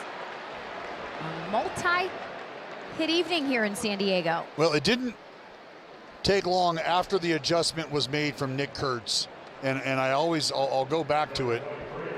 when we saw the adjustment made with the height of his hands pre-pitch. Nick Kurt's got those hands back up in a firing position, and now what you see is his movement to the baseball, the first movement to the ball, is no longer up and back and then down to the ball. The hands are up and back in the firing position, and then it's just a matter of pulling the trigger. And because you cut out that small little movement, you are now working directly to the ball, and that is going to quickly become an issue for the opposition, as it has. And he's done a great job. Popped up right side, and guess what? It's Ty France in foul territory to make the catch. One left on. We'll go to the bottom of the fifth. The Padres hold a 2-0 advantage. Friday night baseball is on deck, and you can be there when the green and gold take on the New York Yankees. Friday, May 29th, 6:40 p.m. start time, presented by YOLO Federal Credit Union. Come early for the home run happy hour and enjoy $3 off select drinks at the Beer Garden, Heyo, Salon Club, and the Legacy Club. I'm there. Plus, catch a live DJ at the main gate before first pitch. Lock in your seats now at athletics.com/tickets. Book 'em. Yeah. Machado up with an 0-1 count. Did you say happy hour, by the way? Home run? I mean, isn't happy hour? Isn't every hour happy hour? A 2-0 lead here for San Diego tonight. A swing and a miss for Machado, 0-2. Spent some quality time at the piano bar last night. Oh, I bet you did. Oof. And this morning. Well, yeah, kind of rolled into this morning. I mean, look, I don't care if there's 3 people at the piano bar. It's the 2 people playing the dueling pianos and myself. I'm going, and I'm going to have a great time. I've had a hard time hearing since I went with you 2 years ago, as you've noticed. Man, a swing and a miss. Machado down. So really Suarez doing his job. He sure is. I mean, it's such a thankless job coming out of the bullpen to have to chew up innings early in a ball game, or maybe with a sizable lead you got to chew up innings later in a ball game. But it just goes without saying how important it is for a team to be able to account for these outs right now after your starter is unable to make it out of the 3rd inning. You're kind of looking up going, all right, how are we going to piece this thing together? And what you'd like to have happen is a guy come into the ball game and answer that question for you with the kind of performance you're getting right now from Suarez. There's the 1-0 to Nick Castellanos in for a strike.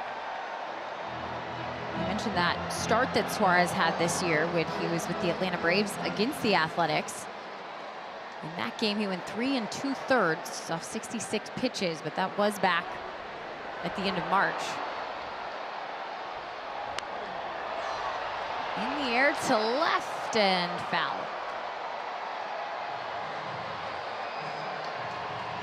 That's a good little corner to collect some souvenirs, I bet.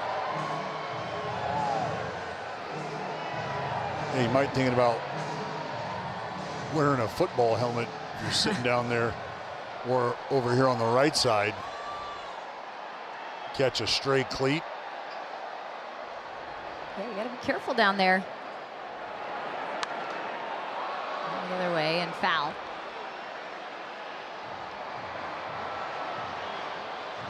Now, do you think that fan is a fan of Jeff McNeil at this point, or A foe? or if he just despises Jeff McNeil? Because you could really appreciate the effort and the style of play, or you could be really angry that you're going home looking like you just got thrown out of a piano bar after closing time and you won't leave. Is that what she looked like last night? He's all Gucci, though. He's added a few accessories since the old knock to the noggin. He's going to be fine. He is going to be fine. Tomorrow he might not like Jeff McNeil if the head is pounding.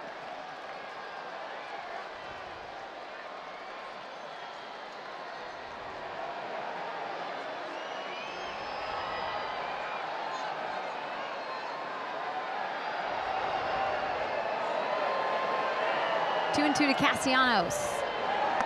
And a swing and a miss. Change up. Gets the right fielder, and that is now 4 out of the last 5 who've struck out. Well, time now for our Ford Play of the Day, presented by your California Ford dealers. Watch your lips. Oh, goodness.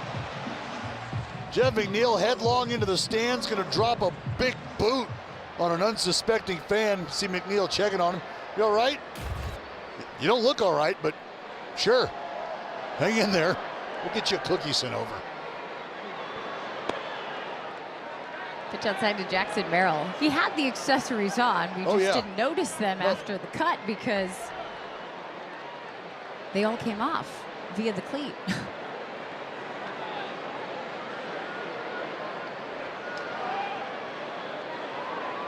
I say sign the cleat and deliver. You were signing shoes earlier today. I did. I've seen fans ask Dallas to sign some very interesting things over the years. Today it was a custom pair of Vans. Pretty sweet shoes, by the way. Here's the 1-1. Yeah, my wife appreciated the fact that it was just a shoe today. He's like, you know what? That's a great idea, Jenny. Point me in the direction of that security guard. Hey, Pete, I'm going to need a game-used jersey, a shoe, maybe a turf, a little PTSD. Tickets to Las Vegas, please. A little PTSD from the spikes. You can keep those.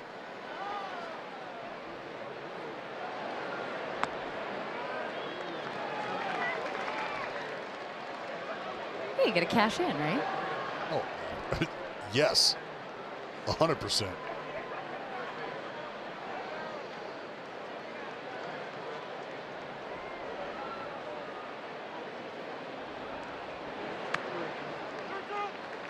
Good count here.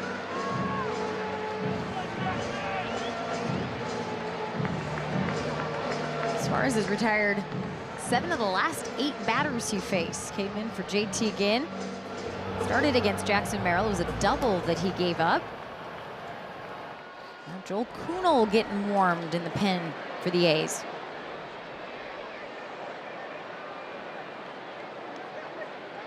And the payoff pitch from Suarez to McNeil. And that'll do it. 3 up, 3 down as Jose Suarez has done a nice job in relief.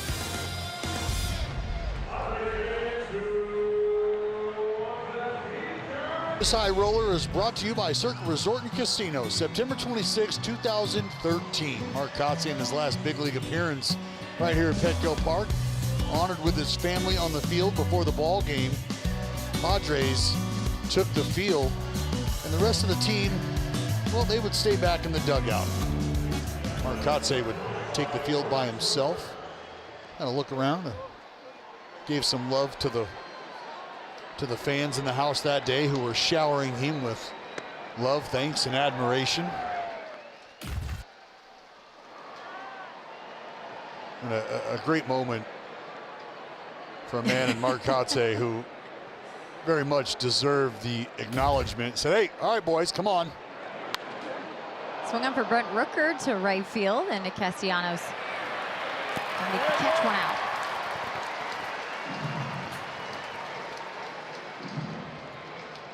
But Jenny, having the opportunity to play with Kotz, and I played with him at a time where he was battling a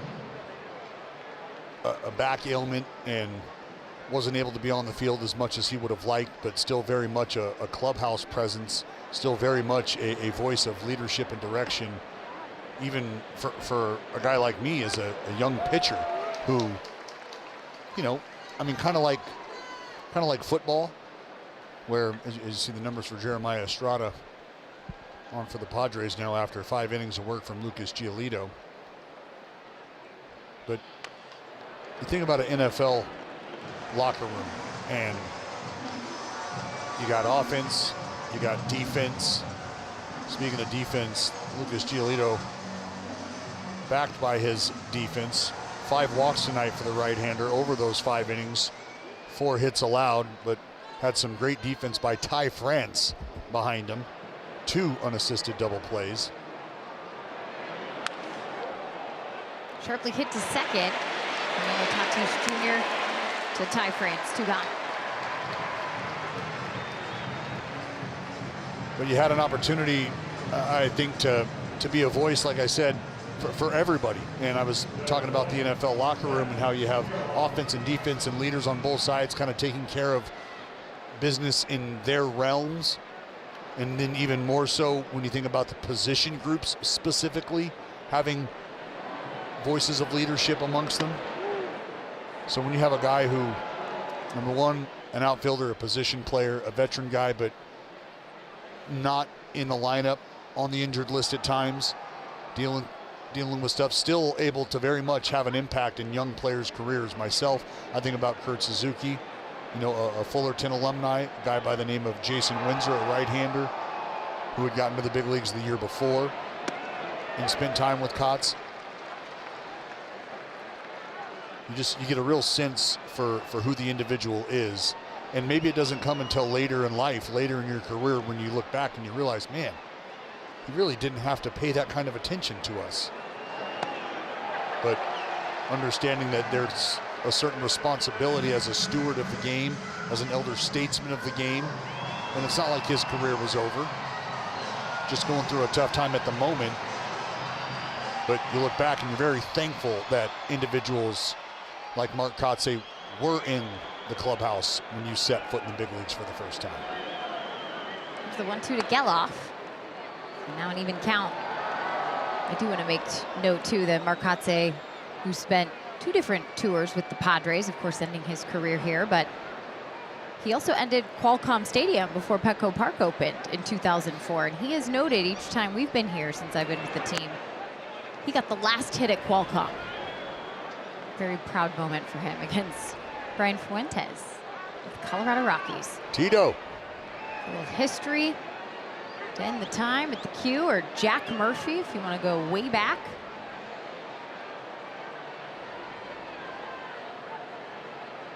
Great baseball town here in San Diego. Here's the 3-2 to Geloff, and that's high. He'll walk. And on to Henry Bolte.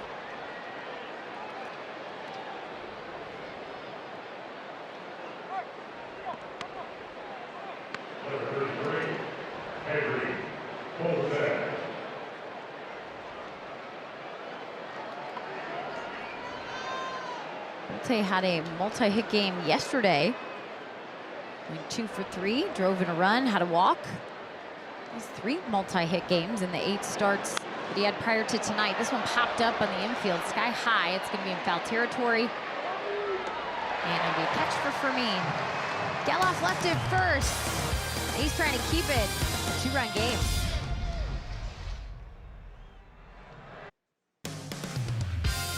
A's Baseball is brought to you by Law Tigers, Northern California's motorcycle lawyers at lawtigers.com. Beautiful night here in downtown San Diego. Star Wars fireworks coming after this one. Bottom of the 6th, it's 2-0 Padres. Not a lot of offense going. Fortunately, on the pitching side of things, a lot of pitches out of the zone. We've seen plenty of walks tonight. For the A's bullpen, trying to be the hero. Keep this thing a 2-run game so the Athletics can maybe strike late. Joel Kuhnel in now for Jose Suarez. Joe Kuhnel, he has been a big part of this bullpen. Not only in the opportunities he's had to lock down ball games, he's taken advantage of those and done well in those spots as far as saves.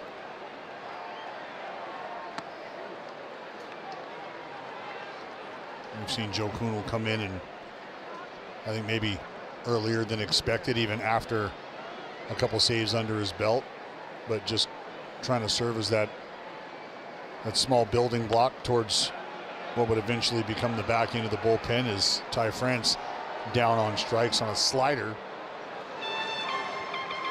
One out here to begin the 6th. Joe Kuhnel, you know he comes with that big sinker. Tidy little slider heading the opposite direction. Ty France unable to hit the brakes.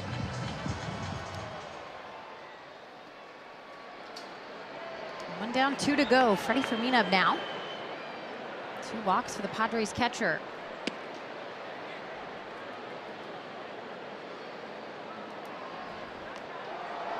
Like Joel may have lost his footing there.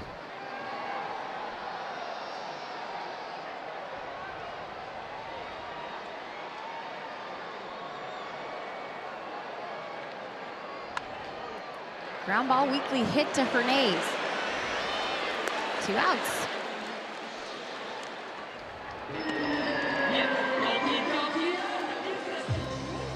Each game has such a different rhythm, and a lot of that has to do with the starting pitcher that day, how things are going, how the defense can get involved early. There's a couple of long innings there behind JT Ginn and the 6 walks that he issued. But you look at this bullpen, Dallas, they've now really gotten to work. We've seen the strikeouts.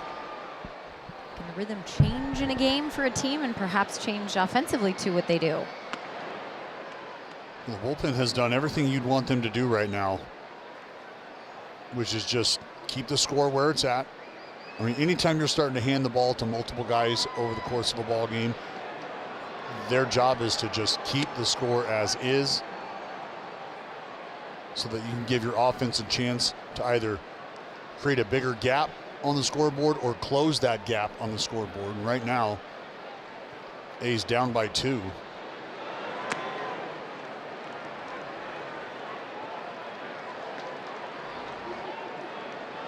How do you get anything done down there? Well, I was going to say, if I were down there and that phone rang, I'd ask, can you call back and till maybe next inning? My massage timer's at 30 more minutes. I mean, Dustin and Christian. Can I get you anything? Oh, Dustin. Oh, long man. day's work, bud. Those 2 work so tirelessly, though. Awfully comfy. Awfully comfy. Full count here for Song. Yeah, what folks at home don't see is the fact that both those guys here about 12 o'clock each and every day. They did.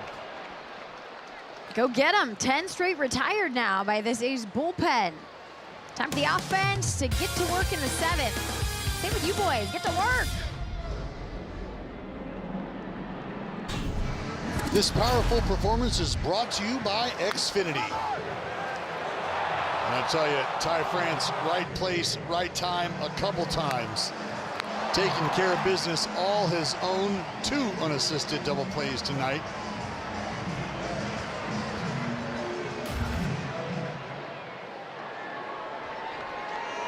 Jack McNeil will lead things off against Adrian Morejon, out of the pen. The Padres now. McNeil ahead 1-0. Well, it's the fireball and left-hander, Adrian Morejon.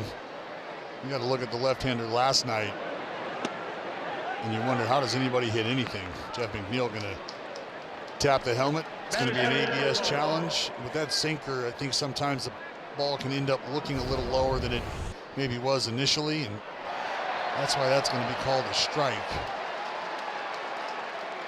I mean, it's so tough. He's got the zone by a fingernail. Challenges now for the Athletics on the ABS.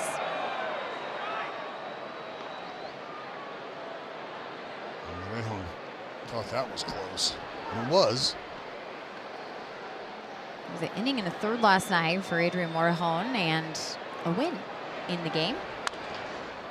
Ground ball to second. Fernando has to move to his right. Backhands it, 1 out.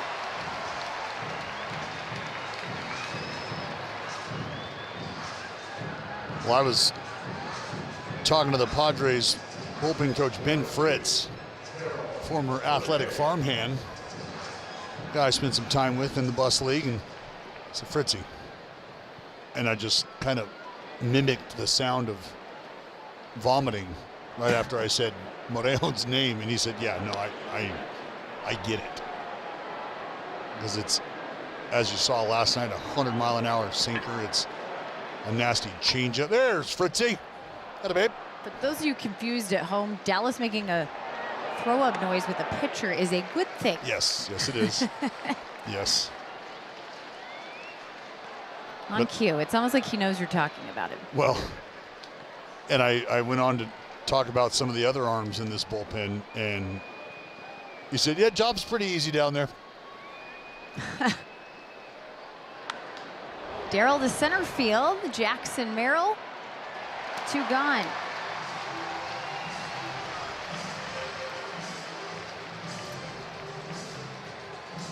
Well, the A's are starting to run out of chances, and you highlighted this bullpen at the start of the game. It has been a huge reason why the Padres got to 30 wins yesterday. 30-20, very close race in the National League West right now. They sit second behind the Dodgers, but just by half a game. Big reason, Dallas, they've won 8 out of their last 12, and the Leafs over that course of time have an ERA of 2.15. Yeah, it's been shut down city.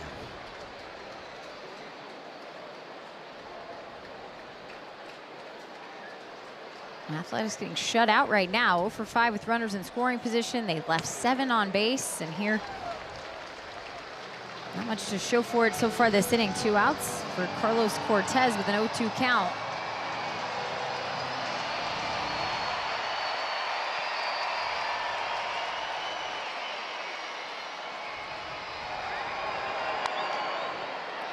In the air, left side. Manny Machado into foul territory, and the catch. 3 up, 3 down. Time to stretch here in San Diego. Athletics trail by 2.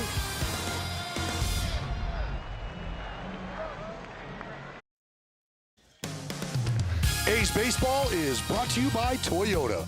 Class-leading MPG and more hybrid models than any other brand. Toyota, let's go places.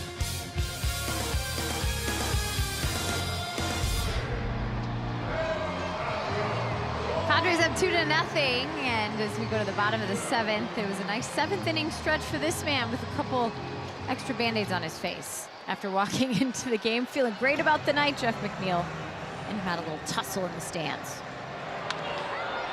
All is well, though. Ground ball to Hernandez, and all is well for Joe Kunal. Continues to be very effective, just 12 pitches, and that's the 4th out he's been able to get out of the pen. And it helps when you can get early weak contact like that, something Fernando Tatis has done a whole lot of this year, Jenny. His soft contact rate, 19.4%. That's the highest since his rookie year, 2019.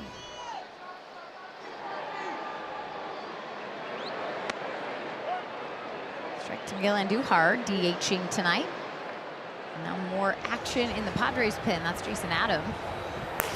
Well, Padres said, you know what, last night was a good show. We're just going to put it on replay. And of course, if this score stays the same, we all know what the 9th inning is going to break. Yeah, it could have a little bit of a different ending.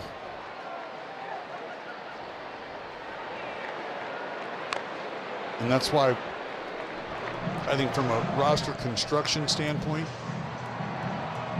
and especially as a manager, you like to be able to account for the outs over the course of a game, backwards to forwards. I mean, you know who your starting rotation is going to be, but in this day and age, rarely are you going to see those complete games consistently. McNeil calling for it in shallow right. He'll make the catch. And so what you like to be able to do is say, all right, do I have the 9th inning taken care of? If so, I can start to work backwards from there and kind of put together a game plan on who gets deployed when, if it's more of a matchup scenario, or if you just have some stalwarts down there that you feel really good about, whether it's a pocket of left-handers, a few right-handers in a row, doesn't matter. We saw the A's now double-barreled. Gavin Sheets is going to have a hit here. It's the first one that the Padres have seen since the 3rd inning. Jackson Merrill had a double. 2-out knock for Sheets. Bring up Manny Machado.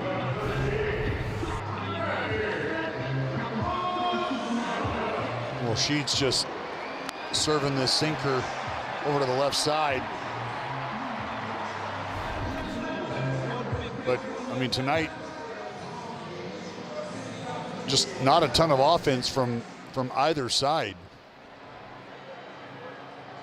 Yeah, that hit broke up. 12 straight retired. It all came from the A's bullpen again after JT Ginn had a shortened start, just 2 1/3 for the right-hander tonight. Yeah, think about it. 2 1/3 innings, 1 hit. Excuse me, no hits. No hits, lots of walks. It wasn't until the double by Merrill off of Suarez that the Padres would find themselves in the hit column.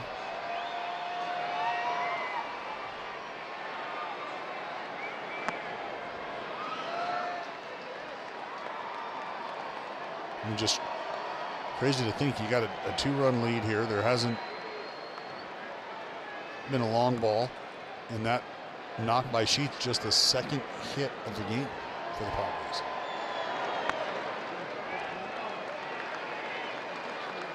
Baseball strange.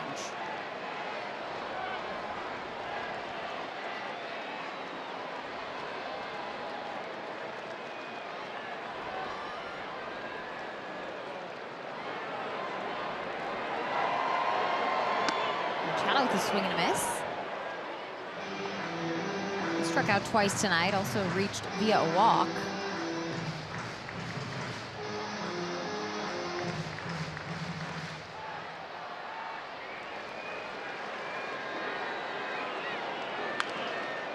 And weekly hit to Geloff. He'll go the short way, and that will do it here in the 7th. Gavin Sheets had the second hit of the night for the Padres. The left on base. We're coming to Las Vegas Ballpark this summer. You can lock in standing room only tickets starting at just $15 for that Vegas series, presented by Friedman Injury Law. Catch us taking on the Brewers and the Rockies, plus enjoy exclusive nightly giveaways and can't miss moments all series long. Gonna be a good time. The Rockies and the Brew Crew, right? Yeah, Brew Crew and then the Rockies. Well, interleague play here, and not so favorable for the Athletics right now. They trail 2-0. A's have 4 hits, Padres just 2, but unfortunately, Green and Gold hasn't been able to cash in. Looks like the Milwaukee Mauler's excited about things. That's right. Can hardly contain himself. He's going to get rowdy here. I have a feeling this will be the half inning to do it. Well, it's not going to be an easy task. You got Jason Adam on the mound for the Padres, and when he shows up, it's usually good things that happen for the Padres. A multi-hit game here for Kurtz. There are singles for him, 2 for 3. Base in 46 consecutive games. Now trying to get on base for Shea Langoliers, then Rooker, and hopefully it gets to Tyler Soderstrom here this inning. Right, Adam has been very tough all season long. Well, you see that number at the top there, 18 appearances. This tonight is 19th, the record unblemished at 2-0. The ERA just a hair over 8, a sub-1 whip. And in his 18 appearances, Jenny, the Padres are 16-2. Yeah, that's a favorable record. Hasn't allowed a run here in the month of May. Always do for one of those, right? Now's as good a time as any. Crazy thing, Dallas, is that he has 10 holds. He got a hold in last night's game, appearing against the Athletics. Those 10 holds are tied for 5th most in the majors, 3rd most in the National League, but he started the season on the IL. Yeah. He didn't even appear until April 10th. So got a late start, and I think it just goes to show you that he became a favorite of Craig Stammen early and often. And rightfully so. You see the stuff, obviously, talked about this pin, how nasty they can be. We've seen Estrada, Morejon, and Adam. Back-to-back days now. A swing and a miss. Gets Kurtz on the 4-seamer. 1 gone.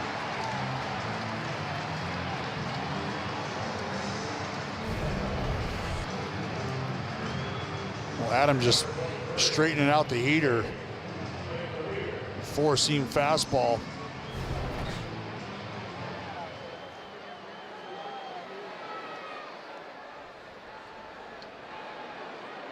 Bring up Shea Langoliers. He's down to just 5 outs to work with here to try and get some offense going, and that'll help. Langoliers on base and into second. A double here with Brent Rooker coming up.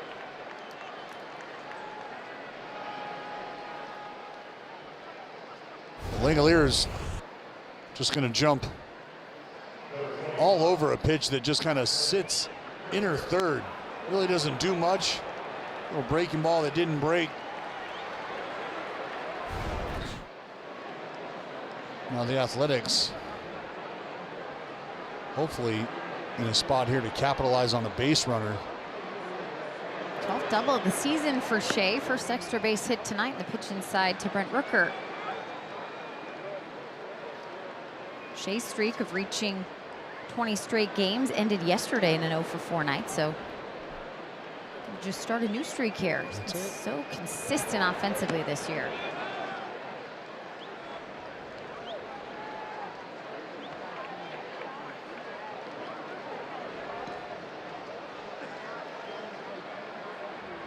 Rooker 0-for-2, also has a walk.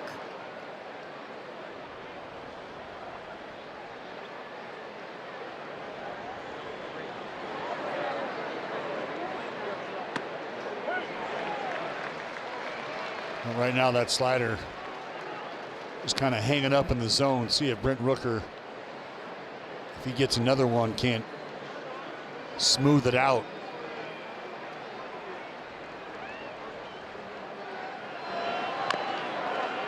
And there it was. Again, just kind of backing up.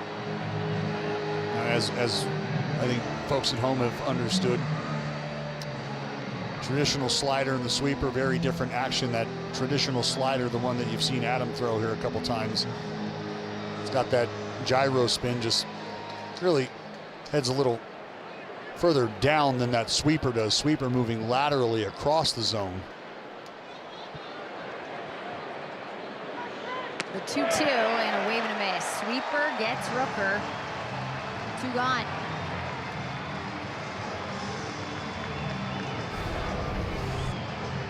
And there it was. And you just kind of had the feeling that after not getting the action on that gyro slider that he'd liked, he might start to just try to stretch the zone out a bit. He does. We have Tyler Soderstrom.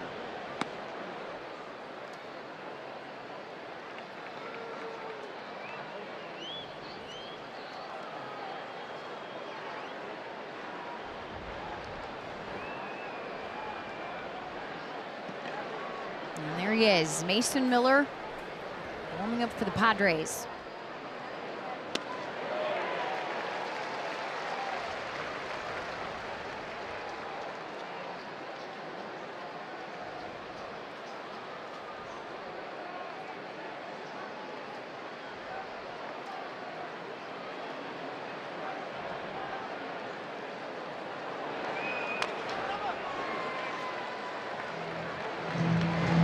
Brought this up last night about Jason Adam, but reverse splits for him. Left-handed hitters, a better clip, 222. Scott Barlow needs to have the bottom of the 8th. It'll be the middle of the order for the Padres.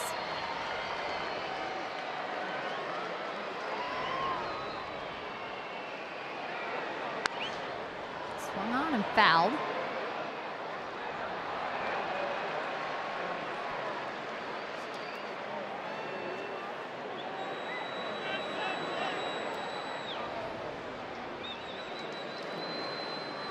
Seen some late inning heroics from this Athletics team on the road trip.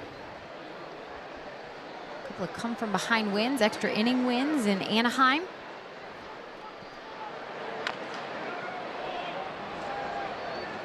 So they're just battling up there. You know, this offense is capable of it at any point in time. I know a lot of teams fancy themselves a team that has power up and down the lineup. It's just not necessarily the case, but I mean, I think we've seen each and every guy, maybe, you know, outside of Bolte so far, that has flashed that power. That just feels like a matter of time. What we saw down the minor league. Strike 3. Soderstrom caught looking. 3 strikeouts here for Adam. We'll move on in a 2-0 Padre lead. This game summary is brought to you by Toyota. JT Ginn started the game for the Athletics. Unfortunately, not in the zone. 6 walks for him. That's a career high. He left in the 3rd inning. Just 2 1/3 for him tonight. Lucas Giolito in his 2nd start as a Padre, first here at Petco Park. Went 5 innings, the 4 hits, did not allow a run. And we sit at 2-0. Just 2 hits for the Padres as well. Athletics have 5 hits, but not able to get the runs across. Need the big hit. Time is winding down, and Scott Barlow now on for the A's against Nick Castellanos. Swings at the first pitch, backhanded by Geloff. And a throw across the diamond. Nice job by the 3rd baseman for the first out. Fantastic play from Zach Geloff. One to his backhand, getting rid of the ball quickly. Hard ground ball to the arm side of Geloff. Again, I think a lot of the success for Zach Geloff that we've seen over there is, I think, parts, familiarity with the position, but being reintroduced to it here at the big league level, and just being able to get right back to work. I mean, you're talking about a guy who made tremendous adjustments very quickly in the outfield, and we've highlighted what kind of an athlete it takes to be able to do what we've seen Zach Geloff do. Not only as a freshly minted center fielder, and now playing the hot corner in the big leagues. Jackson Merrill's 1 for 2 tonight in his return to the Padres lineup. Popped up sky high, and it'll be Darell Hernandez with the catch. 2 outs for Barlow will bring up Ty France. Really, because of Ty France, it's the reason why the Athletics haven't had any offense. Doing the work at first base, turning double plays or unassisted double plays.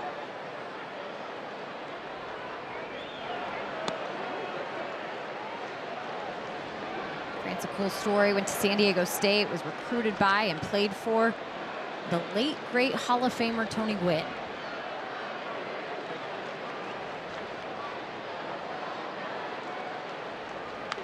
We got the opportunity today to not only chat with Tony Gwynn Jr., who of course is a broadcaster for the Padres, but meet Tony Gwynn's grandson. Now Mason Miller can face his former team in the Athletics for the first time as a Padre. Ground ball, but fouled on the 3rd baseline. TGJ. There he is. That smile and that laugh, identical to what his fathers were. Close your eyes, you're in a time machine. It's unbelievable. Tony got traded over to the Padres at a time when his dad was calling games. I was a coworker of Tony Gwynn Sr. and proud Papa Bear. I mean, my gosh. And to have to call a game that your son is going to appear in? Right. Emotional. Of course, 19 all over this ballpark. The great Mr. Padre. Statue out in Gallagher Square. They've done such a nice job out in that Park in the Park area. Took the kids over to play today and got to reminisce on some great Tony Gwynn memories. 3-2 and fouled. Just 3 knocks waiting to happen every day. And just a true artist with a bat in his hand. And I, again, always highlight his fan's works a walk. Tony Gwynn and his ability to just spray the ball all over the pace, but you want to talk about a tough at bat, about as tough as it comes. 8-time batting champ. Played defense too, and I think a lot of that gets lost in the history of Tony Gwynn. because the back of the baseball card instantly takes you to the hit column, and just how consistent Tony Gwynn was over the course of his career. Ground ball to Daryl Hernandez. And we will go to the top of the ninth. Mason Miller coming on to face the A's.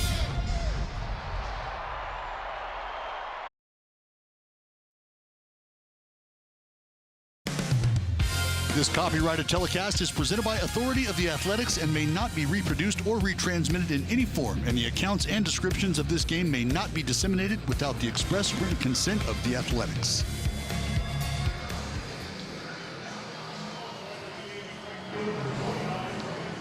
And the entrance for Mason Miller here at Petco Park, quite electric.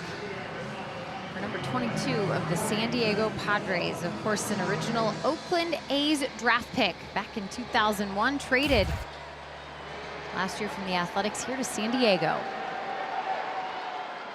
And seeing Mason for the first time will be his former teammate, Zach Geloff.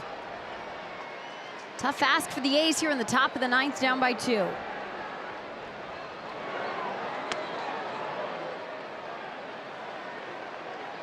The numbers speak for themselves, and if you're watching this ball game at home as an A's fan, you know what this man is capable of. Just a whole lot of that.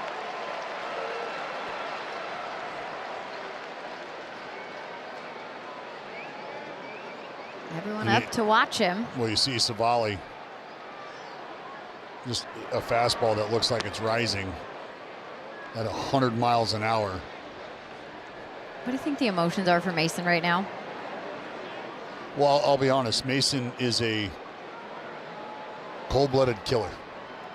I mean, the nicest human on the planet, a genuine soul. But when the lights go out and come back on and you find him standing on the mound, he is looking to snatch your soul. We've seen that look so many times in the last couple years. We usually know the result. In the air, but foul. When you got to look at Mason Miller in a couple different roles. Out of the starting role, and eventually worked his way to the bullpen. And he has been as dominant of a closer as there's been in baseball. Let's take for Geloff in a 3-2 count. All-Star in 2024. And a swing and a miss. Geloff goes down on 102.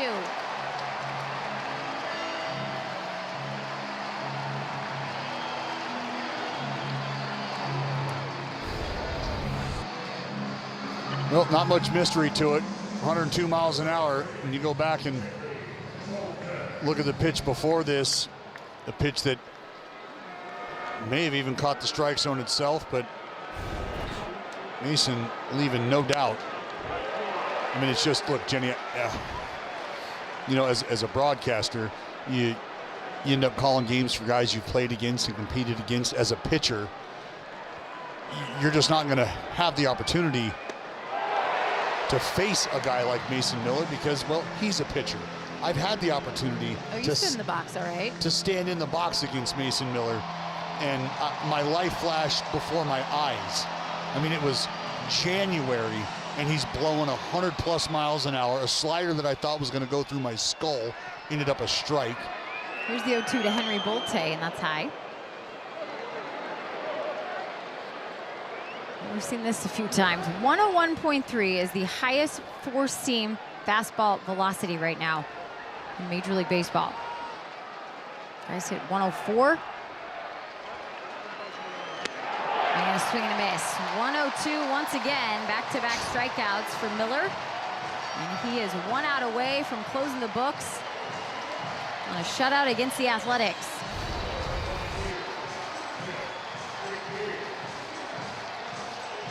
I mean, it's 1,000 miles an hour dotted. That's what makes this dude so special. is it's not a guy that's just up there throwing rocks. He is a pinpoint assassin, a marksman. 15 saves and 15 save opportunities for Miller this season. A ground ball and backhanded by Ty France. How about that? The first baseman who's been involved in so much completes the final out to Mason Miller. Miller 16 saves on the season now, and the first one against his former team in the Athletics. The San Diego Padres shut out the green and gold here tonight and take the series, a chance to salvage tomorrow on Sunday. 2-0 the final, and a frustrating one, Dallas, that started with a lot of walks. A couple hits to the Padres, but they were able to take advantage on the base path. And all things considered for JT Ginn, who wasn't able to finish 3 innings of work, he did hand it over to a bullpen who was fantastic in their night of work. Unfortunately, the offense not able to muster much against Lucas Giolito, who in his second start as a Padre gave him 5 serviceable innings. And the bullpen for the San Diego Padres has been on full display in the first 2 games of this series. They threw up goose egg after goose egg after goose egg after goose egg, finishing it with Mason Miller and another outstanding performance from that fella. Well, the road trip sits at 3-3, a chance to win the road trip still tomorrow. Jacob Lopez is the probable, should be his start tomorrow. We'll find out on the post-game show from Mark Kotze if that holds true. Michael King, who's been very good for San Diego this year, will be their starter in his 11th appearance of 2026. Lots to wrap up, including Mason Miller and another save this time against the A's. Stay tuned. A's Cast on NBC Sports, presented by Toyota, starts now.